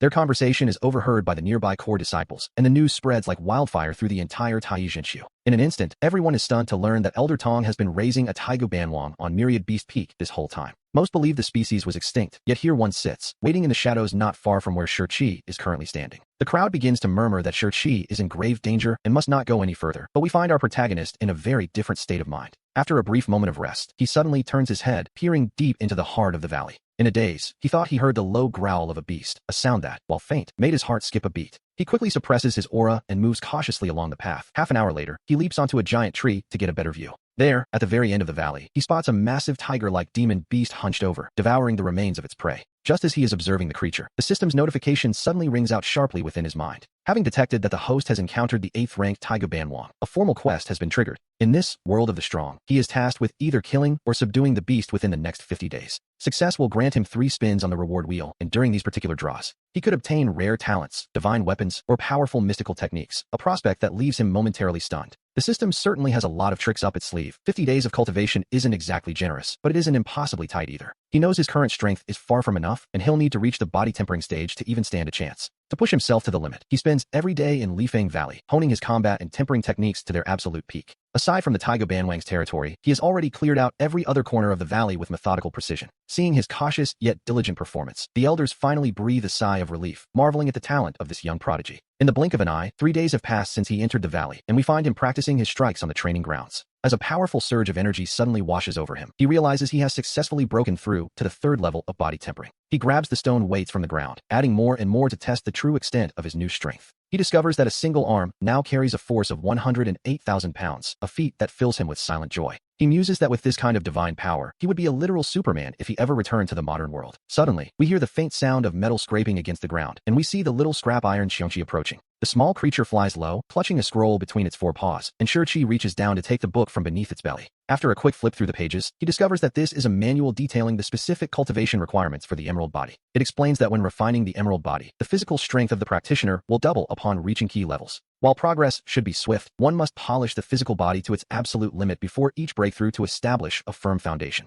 Ordinary cultivators need only try their best, but a true genius must use these 3 doubling points to push their limits to the maximum. He reads the contents aloud in shock, learning that at the 3rd level of the emerald body, arm strength should exceed 80,000 pounds. By the 6th level, it should surpass 400,000, and at the 9th level, it reaches a staggering 1.6 million pounds. This is the path to a supreme foundation, and right then, he makes a firm resolution to achieve this legendary status for himself. He aims to advance to the rank of Heavenly Venerate in the most perfect state possible, though he soon realizes he has hit a bit of a snag. To be honest, the effectiveness of his current combat and digestion methods for the emerald body has already begun to wane. Furthermore, the stockpile of high-level demon beast flesh in the warehouse is no longer sufficient for his needs. He desperately needs a new way to temper his body to the limit, and just as he is feeling stuck, he finds a solution. At the very end of the manual, several other methods are recorded, including the medicinal bath vein-warming technique. After reading carefully, he is overjoyed and picks up the little Cheongchi, affectionately calling the creature Tai Tai. He marvels that the little beast actually has a soul and understood his troubles, so he decides to head to Baichao Peak to find the necessary herbs. A little later, we see him steering his flight toward Baichao Peak, a sight that makes the watching elders finally breathe a sigh of relief. Su Wuxuan is so moved he is nearly in tears, thinking that after all this effort, Shurchi has finally seen the light. It seems the young man is aware of the emerald body's potential and is now aiming for that legendary supreme foundation. Shangguan Cun nods in agreement, wondering if the boy is seeking the medicinal bath method or perhaps the pill-based flesh-nourishing technique. Lu Daojia replies with a smile that it doesn't really matter which one he chooses, since their junior brother Wang is a true master of this path. As the master of Baichao Peak, Wang Xiaozhong hears the praise from his fellow disciples and lets out a self-satisfied laugh. It turns out Wang Xiaozhong isn't just world-class at alchemy. He is also a specialist in the cultivation and application of medicinal herbs. He has refined and developed many methods for the emerald body, which provided great assistance to the holy sons and daughters during their training. Though they didn't quite reach a supreme foundation, they achieved a top-tier level, and we see Shurchi currently steering his flight toward the peak. Suddenly, the familiar voice of the system rings out once again. Shurchi raises an eyebrow at the sound. The system is surprisingly intelligent, triggering a new mission at exactly the right moment. It's a simple check-in task, and he wonders if the system is worried he won't understand the methods at Baichao Peak. He ponders this as he travels. Before long, he arrives at his destination and quickly heads toward the herb garden, eager to try the medicinal bath vein-warming technique. Just as he reaches the garden gates, the system notification chimes right on time, signaling that his new talent has officially taken effect. He begins searching for a medicinal bath recipe to test out, when suddenly, little Tai Tai leaps out from his arms. Following the creature's lead, he makes his way into a grand hall at Baichao Peak that is absolutely overflowing with medical texts. Amidst the chaotic piles of books, Tai Tai manages to find a table specifically dedicated to medicinal bath recipes. Shurchi gives the little beast a big thumbs up, impressed that Tai Tai is such a capable local guide who knows every corner of the place. He picks up several of the formulas and begins to examine them closely, and what he discovers is truly remarkable. Despite having never studied herbalism before, he feels a sharp intuition rising within him. He can instinctively judge the strength of each recipe, and we see him frowning as he mutters that one particular formula is far too inferior. He notes that another is just mediocre, wondering who designed it, as using it for vein warming would be an insult. One recipe shows a bit of skill, but only a bit, and none of them meet the high standards he's looking for. What he doesn't realize, however, is that someone is listening. Wang Xiaozhong is absolutely fuming after hearing those words, wondering what on earth the boy means by questioning his expertise. These are formulas from a scholar with 3,000 years of experience. After all, hearing this, the other elders rush to comfort him, urging junior brother Wang to stay calm. They ask why he would lower himself to a junior's level, noting that Shurchi's knowledge is simply too shallow to grasp the subtle mysteries of his work. It's only natural, they say, and as he listens to their persuasion, we see Wang Xiaozhong slowly beginning to regain his composure. He then looks down toward the hall with a lingering sense of resentment. He doesn't blame the boy for being ignorant, but he finds the constant chatter quite irritating. To be honest, he's offended that a novice is pointing out his supposed shortcomings. Does the boy even understand herbs well enough to call these recipes inferior? He can't believe the boy claimed they didn't meet his standards. As Wang continues to grumble, the elders nod along, doing their best to soothe his ego. No one wants his temper to flare up again. However, the master of Tiangong Peak, Lu Daojia, can't help but chime in with a rather pointed question. He asks if the recipes actually are of an inferior quality. As soon as those words leave his mouth, the atmosphere in the room shifts instantly. The others turn to look at him in complete disbelief, while Shangguan Cun simply sighs and shakes his head at the bluntness of it all. Wang admits that while his formulas can't compare to the ancient ones left by the ancestors, one must remember that the world has changed significantly since then. Many spiritual herbs are now extinct, making the old ways impossible. He explains that while these particular recipes were drafted somewhat casually, they are still perfectly functional, even if they aren't top tier. After hearing this explanation, the group finally begins to understand the situation. We see that while these medicinal bath recipes aren't necessarily bad, there is a certain irony to the whole affair. For someone with Shurchi's talent, the kind that reaches the 9th floor of a library, using such mediocre methods would indeed be an insult. The sect master gives the indignant Wang Xiaozhong a knowing look and decides that since Shurchi didn't mean any harm, it's time to move on. He suggests they focus on helping the boy find the correct formula, asking junior brother Wang and junior brothers Hua to cooperate for a moment. Now that the sect master has spoken, Wang Xiaozhong drops his grievance. He knows when it's time to stop arguing and get back to business. He stands side by side with Zuochimo, pointing toward the hidden location where the truly elite medicinal bath formulas are stored. Zuochimo immediately sends the mechanical Qiongqi to circle around Shi, who is currently busy placing the rejected recipes back on the table. Deep down, Shi is feeling quite puzzled. It makes no sense to him that a sect with a heritage of tens of millions of years would have such poor options. He wonders how the medicinal bath formulas could possibly be this mediocre, unless the elders took the truly precious recipes with them during the sect's evacuation. Perhaps he simply hasn't found the right storage location yet. Just then, he feels a sudden vibration and movement right at his feet. We see the little mechanical Qiongqi circling his legs, and with a spark of realization, Shi decides to let the little creature lead the way. Sure enough, it heads toward a small path in the shop. He follows it into a quiet back room, curious to see what lies hidden there. The mechanical beast stops at the corner of a drawer, and when Shi pulls it open, he finds a hidden formula tucked away inside. His heart leaps with joy at the discovery, but as he finishes reading through the details, his eyes narrow in careful contemplation. While this recipe far exceeds the previous ones, the physical boost it provides isn't enough to build a supreme foundation, and it takes far too long. It simply won't do for the heavenly tribulation coming in 3 years. He paces the room, lost in thought, until a few moments later. A bold idea is born in his mind. Since none of the existing formulas here are suitable for his needs, he reaches a daring conclusion. He decides he will simply write a new formula himself. Even though he lacks formal pharmaceutical training, he can rely on his heart of clarity talent. He can use that gift to perfectly balance the herbs. The more he thinks about it, the more feasible the plan seems, and he celebrates with a quick drink. Right then and there, he decides to create something entirely unique, a formula the world has never seen before. He intends to craft a recipe that can truly help one achieve a supreme foundation. He replaces the old formula and heads straight for the herb garden. Meanwhile, the elders can hardly believe their ears when they hear his plan. To ignore a ready-made formula in favor of inventing one's own? It seems absurd. Upon hearing this, Wang Xiaozhong is so overwhelmed with indignation that he nearly faints on the spot. He could tolerate the boy calling his casual sketches inferior, but this was different. This was a direct challenge to his expertise. To have his life's proudest work, perfected over 1,000 years, dismissed so easily was more than he could bear. Even the sect master can no longer defend him. He feels that Shi's current behavior has become far too arrogant, bordering on blind conceit, which is never a good sign. Pretending to be an expert in a field one doesn't understand will only lead to disaster. In his view, Shi's character needs more work than his cultivation. The other elders quickly chime in, agreeing that the boy's temperament is becoming a serious concern for the sect's future. Shi's behavior today is indeed far too arrogant. While his talent is undoubtedly the best in our sect, his understanding of herbs is another matter. How much could he possibly know? Most importantly, he isn't questioning just any ordinary elder, but the original master himself, Wang Xiaozhong. Elder Wang's herbal philosophy is considered the best in the world, with very few who can even compare. Regarding these 9 specific herbs, Shi actually wants to create something better, which sounds like a total pipe dream. Upon hearing these supportive words, Elder Wang feels a bit comforted, yet he maintains a stern expression as he looks down. He thinks that if the boy looks down on his formula, he actually regrets bringing it out at all. If the boy is so capable, he truly shouldn't use it. The other elders exchange glances at this. Xuanji Lu Daozha pats his shoulder to comfort him, noting that while Shi is indeed a bit arrogant and wild, young people often lack perspective, and it's normal for them to make a fool of themselves. There is no need to lower himself to the boy's level. How could the boy possibly understand that these herbal concepts belong to Elder Wang? He is more than just a single person in this field.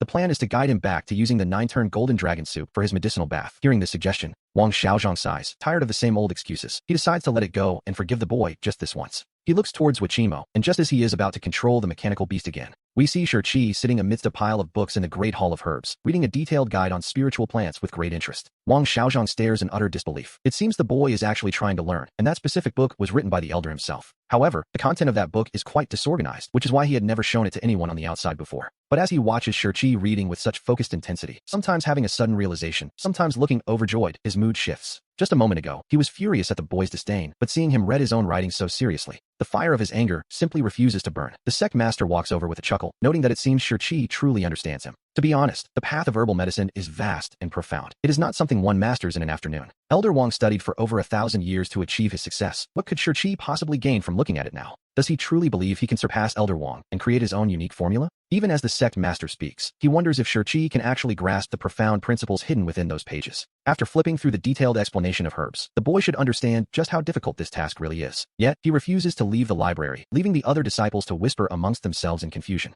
They had assumed Shi's bold words meant he had a secret plan, but it seems his plan is just studying on the fly. His reading speed is unerringly fast. Surely he isn't actually trying to invent a body-tempering formula from scratch. After all, top-tier formulas are the guarded secrets of great sects, often requiring the life's work of several generations. One disciple even bets that if Shi creates something better than Elder Wang, he'll personally scrub every floor in the Sanus Hall. 3 days pass in the blink of an eye, and we see Shi maintaining that same frantic pace while making frequent trips to the herb garden. He carefully compares the texts with the physical spiritual plants, leaving everyone doubting their own eyes until the 4th day arrives. Finally, he snaps the last book shut, closes his eyes in deep thought for a moment, and begins writing on a blank sheet of paper.